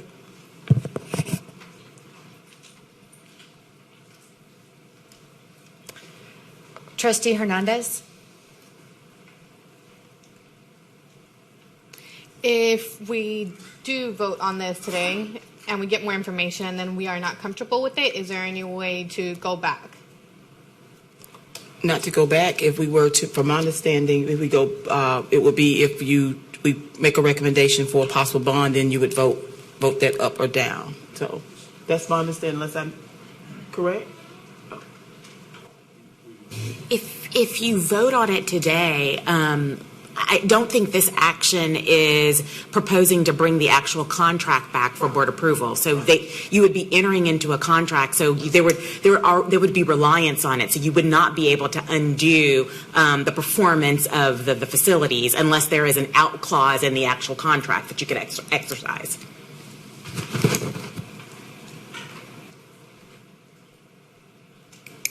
Trustee Sanchez? Thank you, President Dygard. So I guess I would need more clarification, because if this is really, really important, moving forward, planning, backwards planning, and if it were that important, these conversations should have happened months ago. And to spring it on brand new board members and expect a vote is unfair. I've been on the board for 2 years, and this is the first time I hear about it since the beginning. And when I first was on the board, Mr. Busby, and those lists of schools were different back then. So I'm just really concerned and would need more information.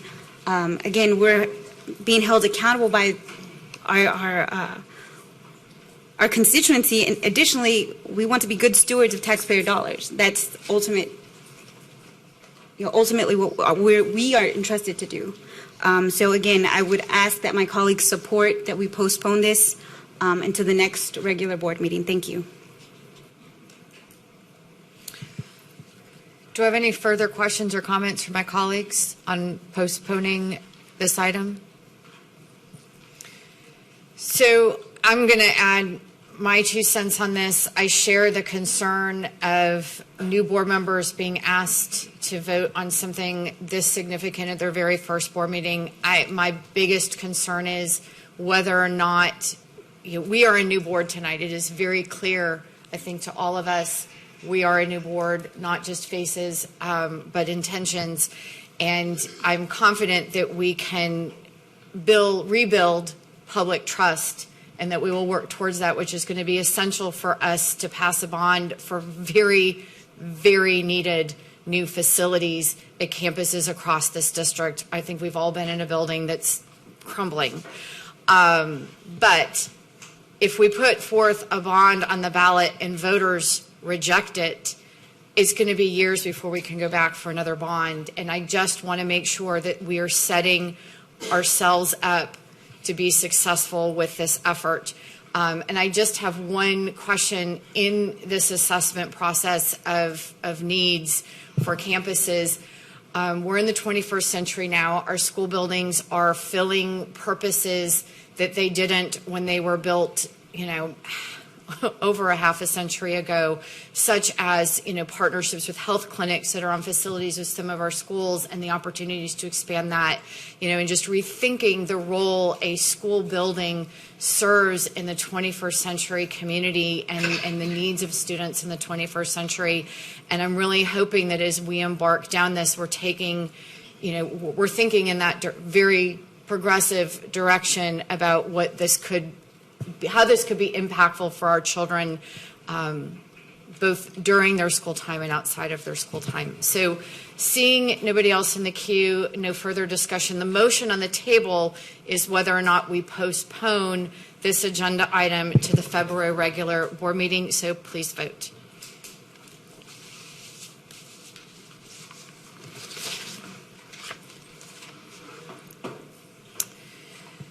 Eight in favor, one opposed.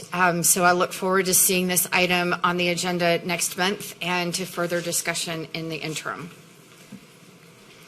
So the next item held for discussion is I-1. Do I have a motion? Second?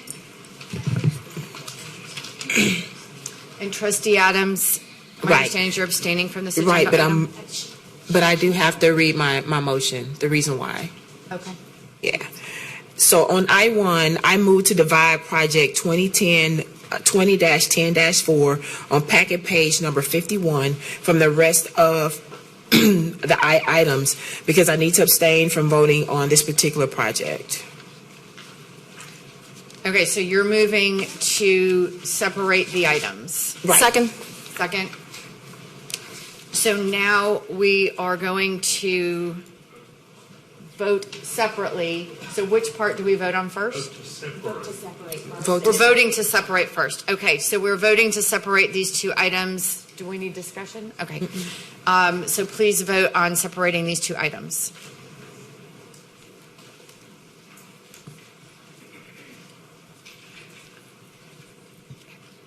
Okay, so now we need a motion on project 22-10-04. Okay, so sorry. So do I have a motion on item 20-10-04? So moved. Do I have a second? Second. Any comments or discussion on this project? Trustee Cruz? I have a question. So I see that the average annual historical expenditure for this project is $905,955, and then it's saying the amount not to exceed $15 million, and I recognize that it's a 5-year contract, but that still goes way up because that would be like $3 million a year. So I just was curious why the huge jump. Yes, ma'am. Excuse me. We've never had this type of project before. So when we ran spend, we had to run spend based on what schools, when they may have a function at a facility or when the district has a function at an outside facility. So this truly, the $905,000 is what we could pull. But if something's done with a direct pay, there's other mechanisms that we pay venues that we're not able to pull. Mm-hmm. So we're anticipating, this is just an anticipated spend. It's not what we would actually spend. We're anticipating spending, you're correct, about $3 million a year. Okay. Thank you. Trustee Santos? Thank you, President Dygard. I just have a question. So some of these vendors we saw for a $25 million contract, I believe, last year. Is this in addition to those $25 million? So this is a different contract. That was for meeting space. This is, for example, when we have the banquet for the teachers to do Educator of the Year, et cetera. This is for that. This also includes any catering that the district does, any of the services that you would need to do that type of function is included in this project. So this is a little different from what you saw last year. So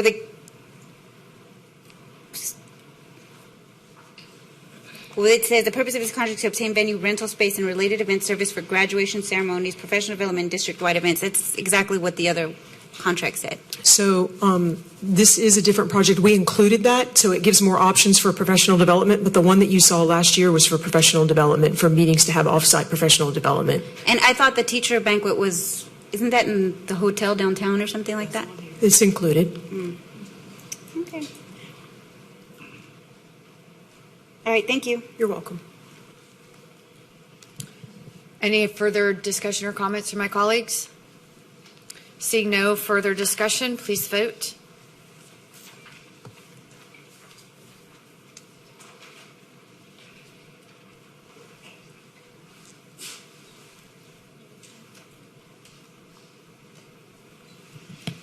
Eight, 4, and 1 abstention.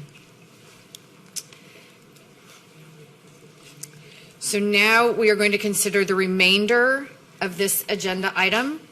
May I have a motion? So moved. Second. We just voted.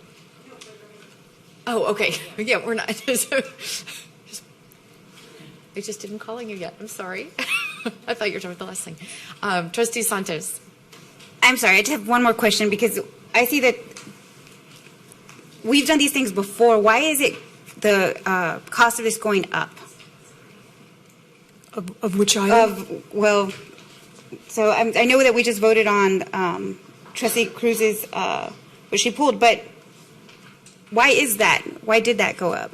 Sorry, I should have asked that before. The new projects, you said we've historically spent, how much was that, Trustee Cruz? I believe the question is around how do we set the number for the spend? And so why does it look like maybe, even though this is a different project, why does the number look so large? One reason, of course, is it's just not administration or certain departments here. Schools also utilize these services. And then also remember, things are also based on to rent that facility. If you utilize the catering, there are certain amounts that they charge. So are people eating more? So could we, excuse me, Trustee Sanchez, since we just voted on this item already, could we enter this as a referral to get the question answered? Sure, thank you. Thank you. Okay, so we have a motion and a second for the remainder of this agenda item. Trustee Cruz?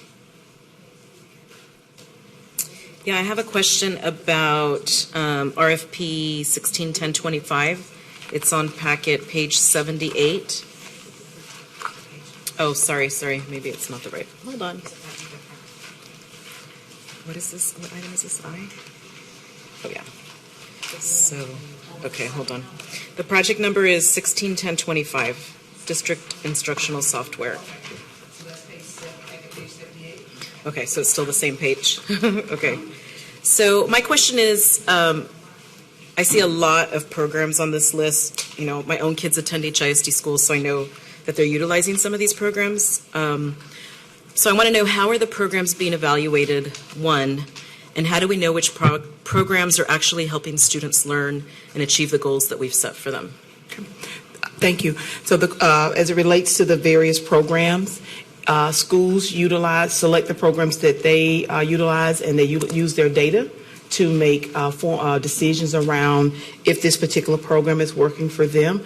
As a district, when we look at maybe a district-wide implementation of a particular program, we also evaluate that around not only ease of being able to use it, the professional development that's tied to it, the achievement results as a result of using that particular program, and then also if that program will afford us information for maybe various assessments. For example, if we are assessing if students should qualify for GT services, and we're assessing where students begin or at the beginning of the year, the middle of the year, or the end of the year. So we go through that evaluation process of looking at, here's our beginning point when we started utilizing this particular program, here's where we are now, and are we really getting the bang for our buck as it relates to what that program has said they could do to help our staff or our students.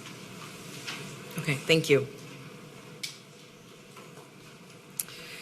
Seeing no further discussion, let's please vote on the balance of this agenda item.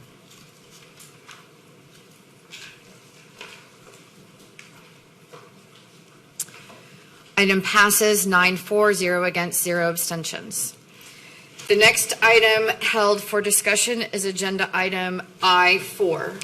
So, Madam President, and legal, if you would correct me, it's a point of privilege. Being that we postpone item H1, is it possible for me as the superintendent to remove I-4 since it goes with item H1?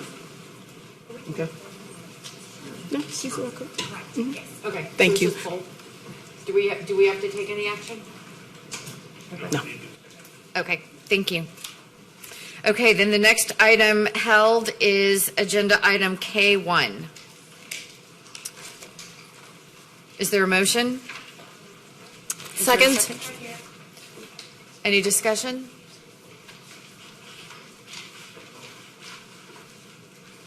Who held this one?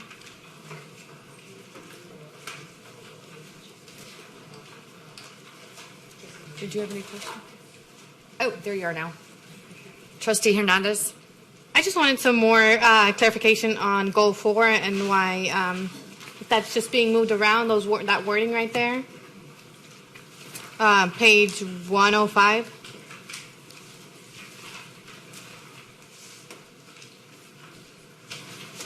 Mr. Bigner?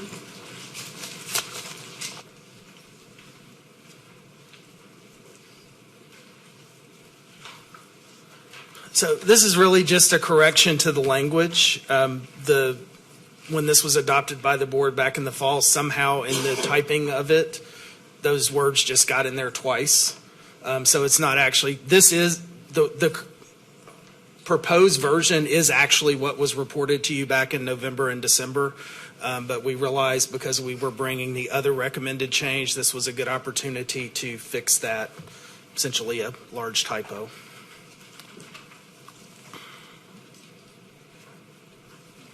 Trustee Sung? So at agenda review, we discussed this item and administration. I'm sorry, I forget your name. Zach Bickner. Okay, Mr. Bicker. Dr. Lathan raised the possibility of us passing this on first reading so that when we do receive this report next month, it's on the calendar in February, that it is matched, right, to what our policy states. So I wanted to flag that for my colleagues. I don't want to rush this if anybody has any concerns or any wants to go slower on this, because this is a vote at your first meeting, especially for my new colleagues. So I just wanted to put that out there, check and see if people had any concerns, and if not, I guess I'll pause at that point. Then I'll come back around and make a motion to adopt this on first reading instead of typically the policies go through second reading. Do any of my colleagues have questions or comments about this item? Trustee Sung? I move to amend this item to waive board policy and pass this on first reading. Did I do that properly, Dr. Dave? I believe that's correct. It's actually on the item. It is. Oh, is it? Okay. All right, then. Then I take that back. Thank you. Okay, seeing no one else in the queue, everyone please vote.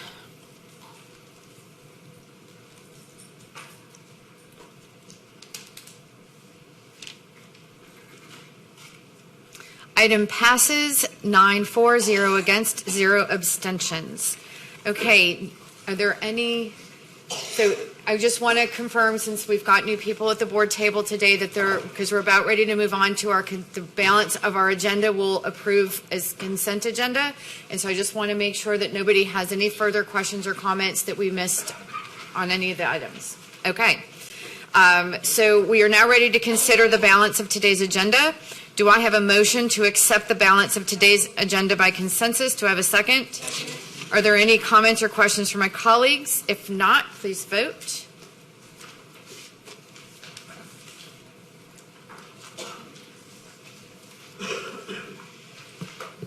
The balance of our agenda passes 9-4, 0 against, 0 abstentions. Do I have a motion to approve the minutes from the agenda review meeting held on January 9th, 2020? So moved. Is there a second?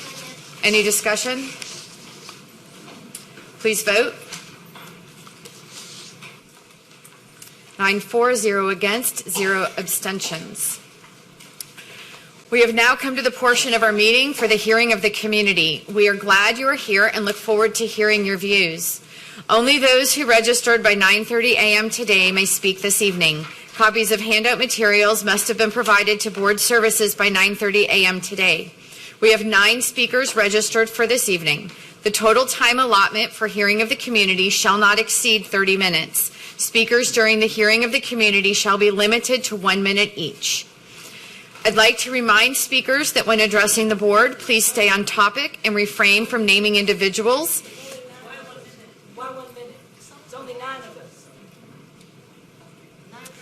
I'd like to remind speakers that when addressing the board, please stay on topic and refrain from naming individuals, especially students, as they are protected under the Family Education Rights and Privacy Act.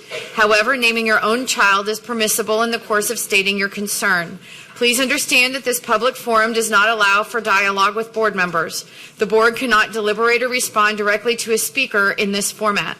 So that each person who has signed up to speak can be heard by the board, we ask that there be no disruption of the meeting by members of the audience, no abusive statements or actions, no threats of confrontation, no audible expressions by the audience of approval or disapproval.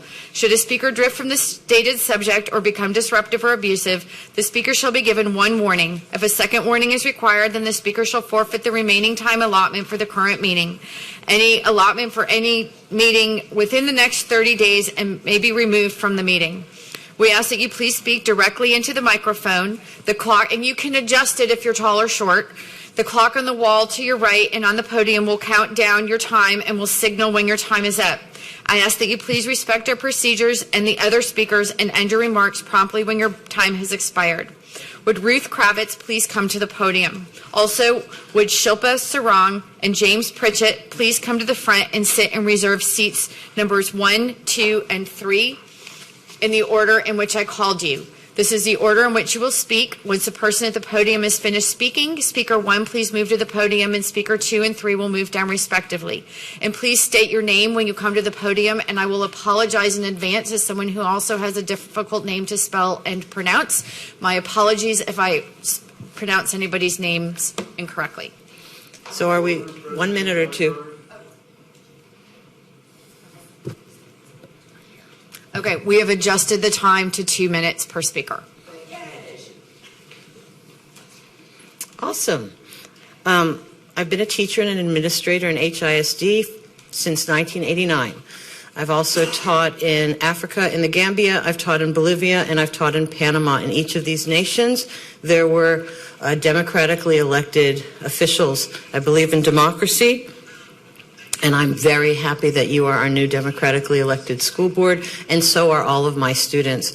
When I've gone in and out of classrooms, what kids say is they want to vote, they want to make a difference, they want to improve this world. So I ask you to realize that democracy matters. I want you to support the lawsuit. I want us to recognize that we know best for our students, and that all the 250 well-intentioned people applying to be on the Board of Managers are conducting an experiment in their heads on the backs of children, and the people who will suffer are the children in the communities that need us the most. When I think about a Board of Managers, I think about the STAR test.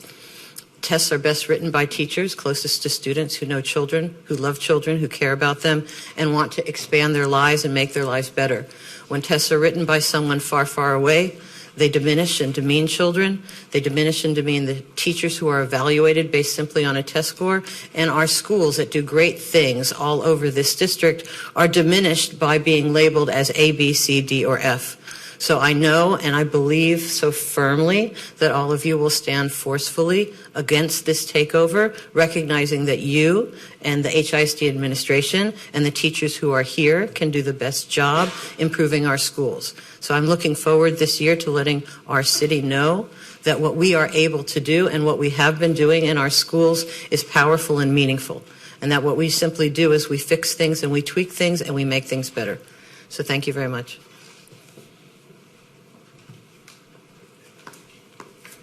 Our next speaker is Shilpa Sarang. James Pritchett, followed by Rosalind Hood and Ted Weiskel. Greetings, Superintendent and Board of Trustees. First of all, I would like to say congratulations on the newly elected trustees. And as a proud parent, we definitely thank you for your service. At the same time, I would like to challenge y'all to continue to be great, and I know you all will. I come to you representing the athletic program. Have this wild hair idea to supplement revenue and to kind of not eliminate, but to kind of save on booster club funds. In the past, and I'm a graduate of Austin High School, so I'm a product of HISD, and of course I'm an ex-athlete. So in the past, we've been able to sell our tickets on campus. As of late, and in the current times, tickets are no longer distributed on the campus. So it prevents campuses from either upselling or increasing ticket prices to increase revenue that can be used for more resources. As we know, life isn't fair. And at the same time, there are some campuses that can do more and receive more funding for certain things, such as athletics. But if we're able to upsell or put a premium fee on certain games, we'll be able to raise certain dollars that could be used for certain resources, such as uniforms, such as certain tournaments, such as new equipment for our athletic program. So I just come to you with this idea to just think about it and see if there's anything we can do to increase our funding for athletics. Thank you. Thank you. Rosalind Hood, followed by Ted Weiskel and Retha Thomas. Is Rosalind here? Okay. Mr. Weiskel?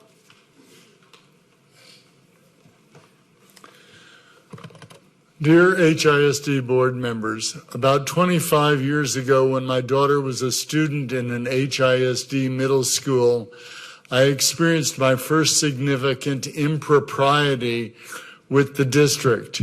Wanting to contribute, I ran for PTO president. On the night of the election, when I arrived at the school's library, I discovered ballots already stuffed into the ballot box. Supervising this was the school's principal. When I asked him how people could vote before candidates had spoken, he excused the process, saying there's another event on the other side of the campus and people wanted to vote.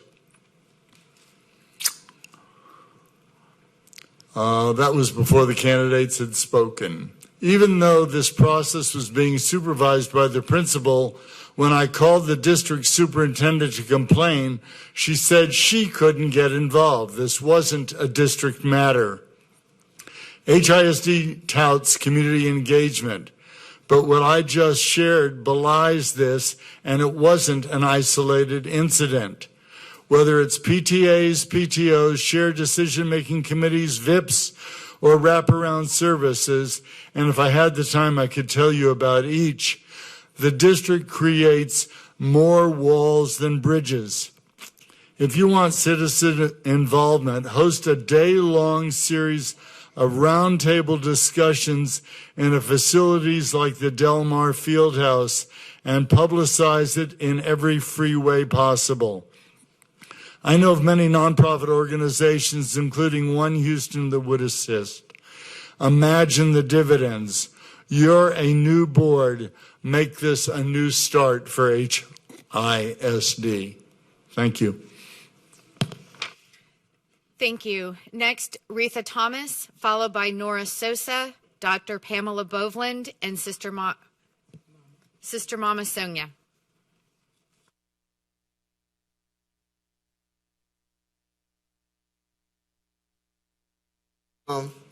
Say Happy New Year's to the old school board members, and we want to say welcome to our new school board members. What I have to talk about is the consultation process. In August, we passed a policy that would have an election for consultation. As of today, we have not gotten a response. I have sent a response to Anita over there, Anita. I have sent a response to the superintendent.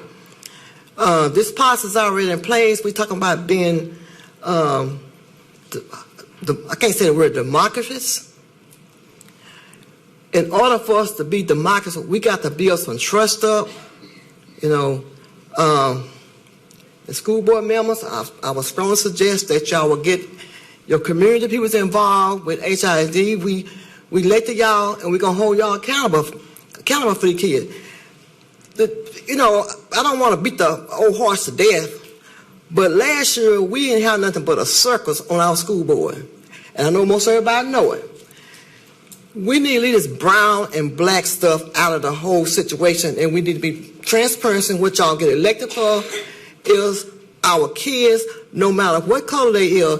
You have to focus on those kids. So I don't expect to get an amen behind it, but thank you. But I'm asking the superintendent and the school board that passed this policy to move forward with the consultation election. Thank you. Next, Nora Sosa. Is Nora here? Dr. Pamela Boveland. Good evening, board. I'm so excited. You know, I'm sorry I'm a little biased. I love the fact that it's 9 women, okay? I'm sorry. It's not gonna, that's never gonna be a bad thing for me. And what I need is for you guys to do the hard work that we're out there doing to fight TEA takeover. Do not succumb to this ridiculous process. While the Houston Chronicle has laid out a whole series of articles that were full of misinformation and propaganda, and while they outed me as applying for a board manager, the reason I applied is because I wanted to see what the process was. And let me tell you, the process is biased against anybody in the community without money being a board manager. So you can add that to your lawsuit. Because it is totally discrimination in terms of how you become a board manager. The steps and hoops you have to go through. Because I was scheduled for governance training. They canceled it. And they rescheduled it for Monday and Tuesday of this week when my classes begin. So I couldn't go, so I'm out. They're not, I'm sure, upset about that, but I'm out. So the process itself is tainted, biased, and discriminatory. And you need to stand up against that. Because the picture they're putting out there is this is all for the good of the children, and this is going to be a wonderful process, and they're being very transparent, but they are not. This is death by policy. We've had this conversation before. Okay. I also, in my little list of things, I don't have much time. I want to make sure that we remove interim for Dr. Lake.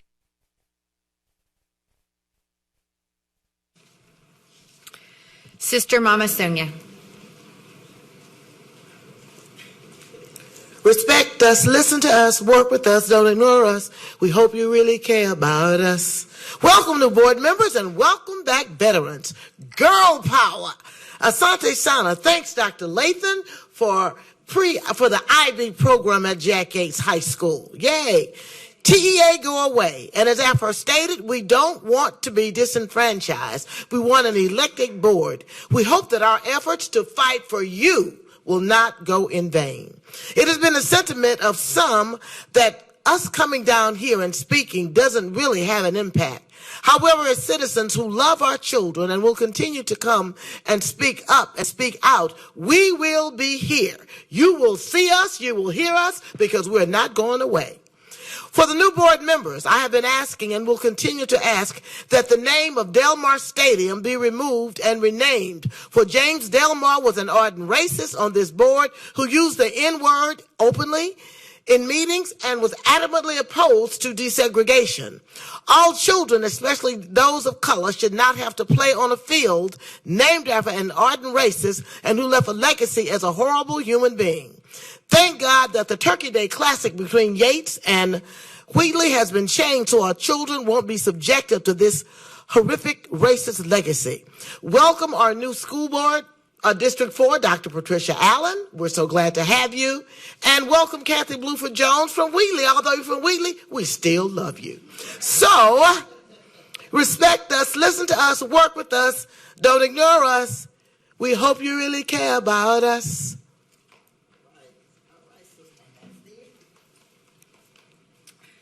We are now ready to hear reports and comments from board members. I'm going to start with the board member to my right. If you have any, so we all spoke earlier after the swearing in, so everybody may feel free to pass. You don't have to take up time to speak if you don't want to. I just want to thank everybody for coming out tonight. Thank you all for your service. And as Sister Mama Sonia says, yes, I am a Wheatley graduate, but you know, yes, the Turkey Day Classic is long gone with JY, but I am here to fight for all of our children, all of our children. So thank you all for coming out. Turkey Day Classic, will we have Thanksgiving this year? That's right. It's supposed to start again. Thank you. Thank you. Trustee Hernandez. Thank you, everyone, for coming out tonight, staying all the way till the end of the meeting. I'm hoping that you and us, we can all work together as trustees, you as a community, to make sure that we put students first and that we make sure that there's equity within HISD. Trustee Sung.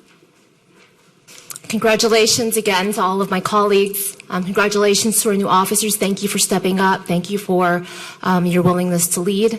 I'm looking forward to all of us, team of 10, working together this year for equity for our students, to show Houston, to show the state of Texas what a model school district looks like. Thank you.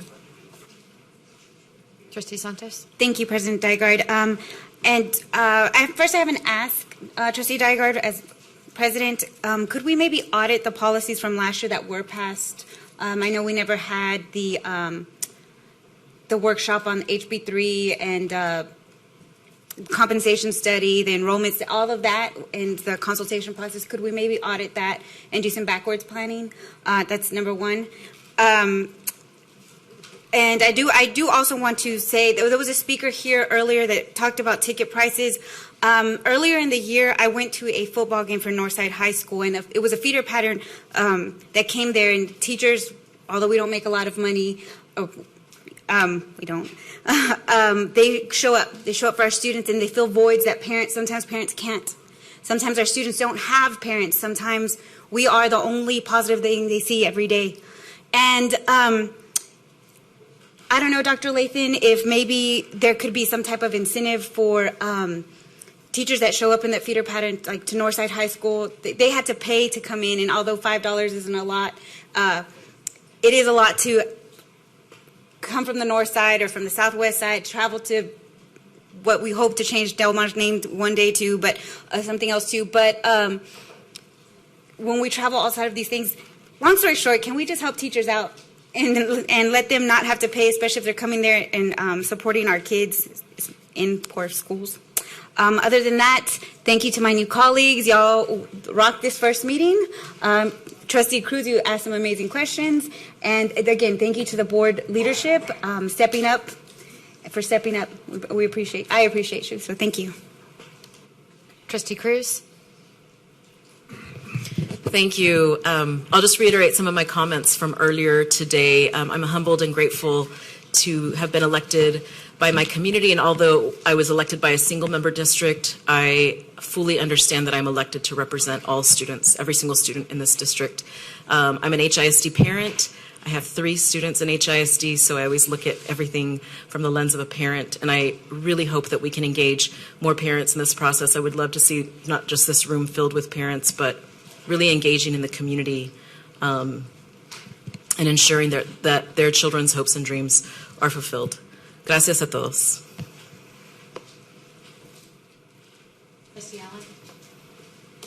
I want to say thank you for coming out tonight, and I want you to know that I am confident that we will make you proud. Thank you very much. Trustee Flynn Villaseca. Happy New Year to everybody. Happy New Year and decade to the board. I am so humbled to be a part of this team. I know that we have our work cut out for us, but we're up to the challenge. And I am very, very, very fortunate to have the opportunity to serve with trustees that have returned and are still in this, engaged in this work, and those that were courageous in stepping up to the plate to take on what we're taking on right now, which is the responsibility of making sure that our students get everything they need to be successful during challenging times. I really look forward to serving alongside everybody as a team of 10 this year. We have so much potential, and I know that we are not going to disappoint. Trustee Adams. Thank you so much, Madam President. First of all, I just want to say thanks to all of our staff that's here and all of our teachers and support staff and support personnel that are across the district that actually do the heavy hitting for our students that are in front of our students every day. And one of our most precious times that we have right now today as your leaders along with the superintendent is to making sure that all of our teachers and students are safe every day. So we just want to thank all of you for your hard work, for your commitment, and of course your dedication and making sure that we put students first. And on Monday, we know that we're getting ready to celebrate Martin Luther King Day, so we'll be off, so you all have a happy 3-day weekend. And of course on Monday I'll be partnering with Samaritan Feet, which I'm really excited about, who received the Martin Luther King grant last year, and we will be at MLK Early Childhood Center beginning at 12 o'clock on Monday. The students have already been chosen. Samaritan Feet received this big grant to provide new tennis shoes for every student that attend MLK. So we'll be giving out tennis shoes, and of course we'll be washing their feet. So if any of my colleagues want to come out and participate in that great event on Monday after you attend the parade, I'm sure, please come out and join us. And again, on behalf of all of our principals and everyone, thank you so much for the gracious recommendation and congratulating us on Board Appreciation Month. I know all of us accept your welcome wishes, and we're looking forward to the rest of this month that we really enjoy, right? So I'm really excited. And again, to everyone, please have a good night and please drive safely going home.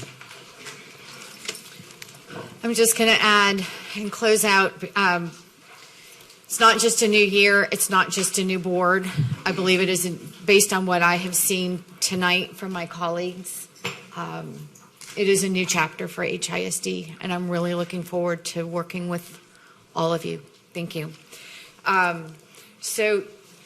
Yes, I know. Madam Superintendent, do you have any reports for us at this time?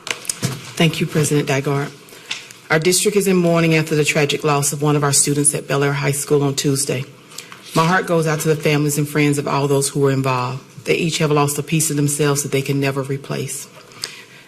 The safety of our students and our staff is our top priority, and we continue to take steps on every campus to ensure the effectiveness of our security measures, including every school reconvening their school safety committee in the next several weeks to review their safety protocols and procedures that we have in place across the entire district. Schools will add additional safety measures, and so there might be some inconveniences across the district at various schools based on our priority to ensure that all students are safe. The district is working proactively in partnership with the Bel Air Police Department to get answers to your questions to provide a peace of mind to our students, their families, and the community. A strong community is one of our first lines of defense. I will continue to do everything within my power to keep our students safe, and I ask that you join me in that effort. I encourage you to speak out if you see or hear anything that could pose a threat to safety. If you see something, say something.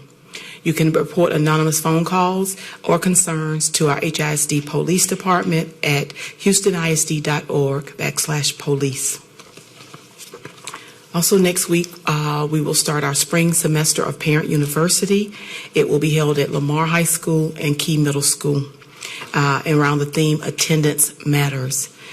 Join us at one of those locations. We will repeat the same workshops and sessions. Once again, this is a way to engage our parents and to empower our parents. The sessions begin with dinner at 5:15. Translators will be on hand, and child care will be provided for ages 2 through 11. For registration information, visit the district website. If you do not register, you can still attend and participate. And tomorrow, we have 12 HISD 4th and 5th grade students that will be participating in the annual MLK oratory competition. Their theme this year is, what would Dr. King's vision be for America in 2020? I'm excited to hear the speeches. We know it's a stiff competition, so join us tomorrow for this competition. Thank you so much. Thank you, Dr. Lathan. The board will now adjourn to closed session in the Board Services Conference Room under Section D of Chapter 551 of Texas Government Code, Open Meetings Act, subsections 551.071, 551.072, 551.074, 551.082, 551.0821, and 551.083. Should board final action, vote, or decision on any matter considered in the closed session be required, such final action, vote, or decision shall be taken at the open meeting covered by this notice upon the reconvening of this public meeting or at a subsequent board meeting of the board upon notice thereof. We have not adjourned. We're adjourned. Oh, I'm sorry. The board is adjourned to closed session at 7:50 p.m. Okay, this meeting of the Board of Education of the Houston Independent School District is now reconvened in open session. The time is 9:49 p.m.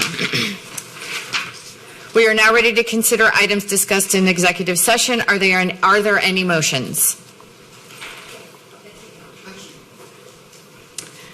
I move that the board authorize the district to settle the subrogation lien of Tammy Green against Luis Eduardo Luis and Allstate Insurance for workers' compensation benefits.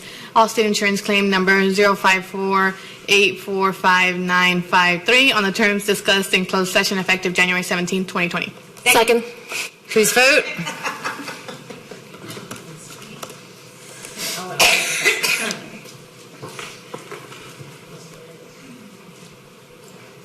Are there any other motions?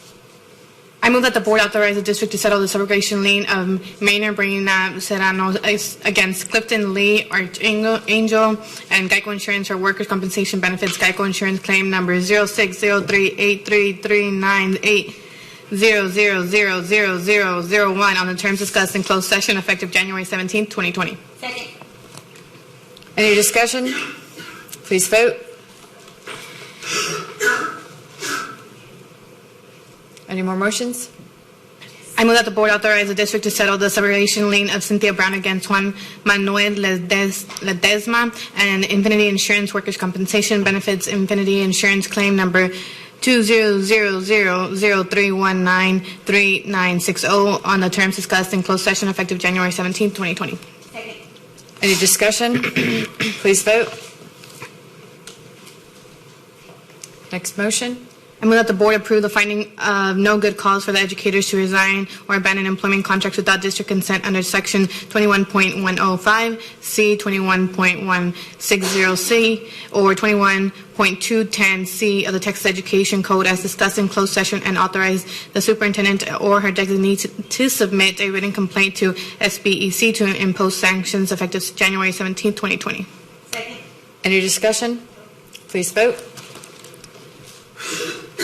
Next motion. I move that the board approve the balance of the closed session personnel agenda, including specifically that the board approve proposed terminations of continuing term and probationary contracts, that the board approve proposed non-renewals of term contracts, that the board approve insurance of fourth-year probationary contracts, and authorize the interim superintendent or her designee to provide notice of the same, that the board approve separation and release agreements, and that the board approve withdrawals of contracts, recommendations, and any reinsurance of the same, and that the board approve the withdrawal of final orders on the contract terminations or non-renewals as discussed in closed session effective January 17, 2020. Second.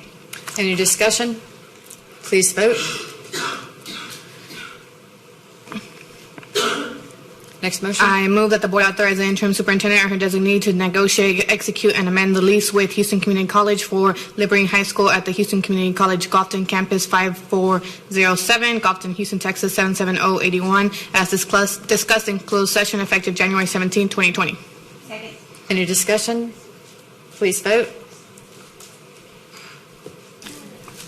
I move that the board authorize the interim superintendent or her designee to negotiate, execute, and amend the license agreement with Bel Air Little League for the installation of video equipment at the Little League fields adjacent to Paul Horn Elementary School at 4535 Pine Street, Bel Air, Texas 77041 5803, as discussed in closed session effective January 17, 2020. Any discussion? Please vote. I move that the board approve the grant of easement of Habitat for Humanity at Houston Independent School District owned vacant land located at 0 East Tidwell, Houston, Texas 77078, and authorize to negotiate, execute, and amend all documents required to complete the grant as discussed in closed session effective January 17th, 2020. Any discussion? Please vote. I move that the board authorize the interim superintendent or his designee to negotiate, execute, and amend a license agreement with the City of Houston for McReynolds Park located on the John McReynolds Middle School site as discussed in closed session effective January 17, 2020. Any discussion? Please vote. That it? We look forward to seeing you at our next regular board meeting on February 13th, 2020. There being no further business, this meeting is officially adjourned at 9:53 p.m.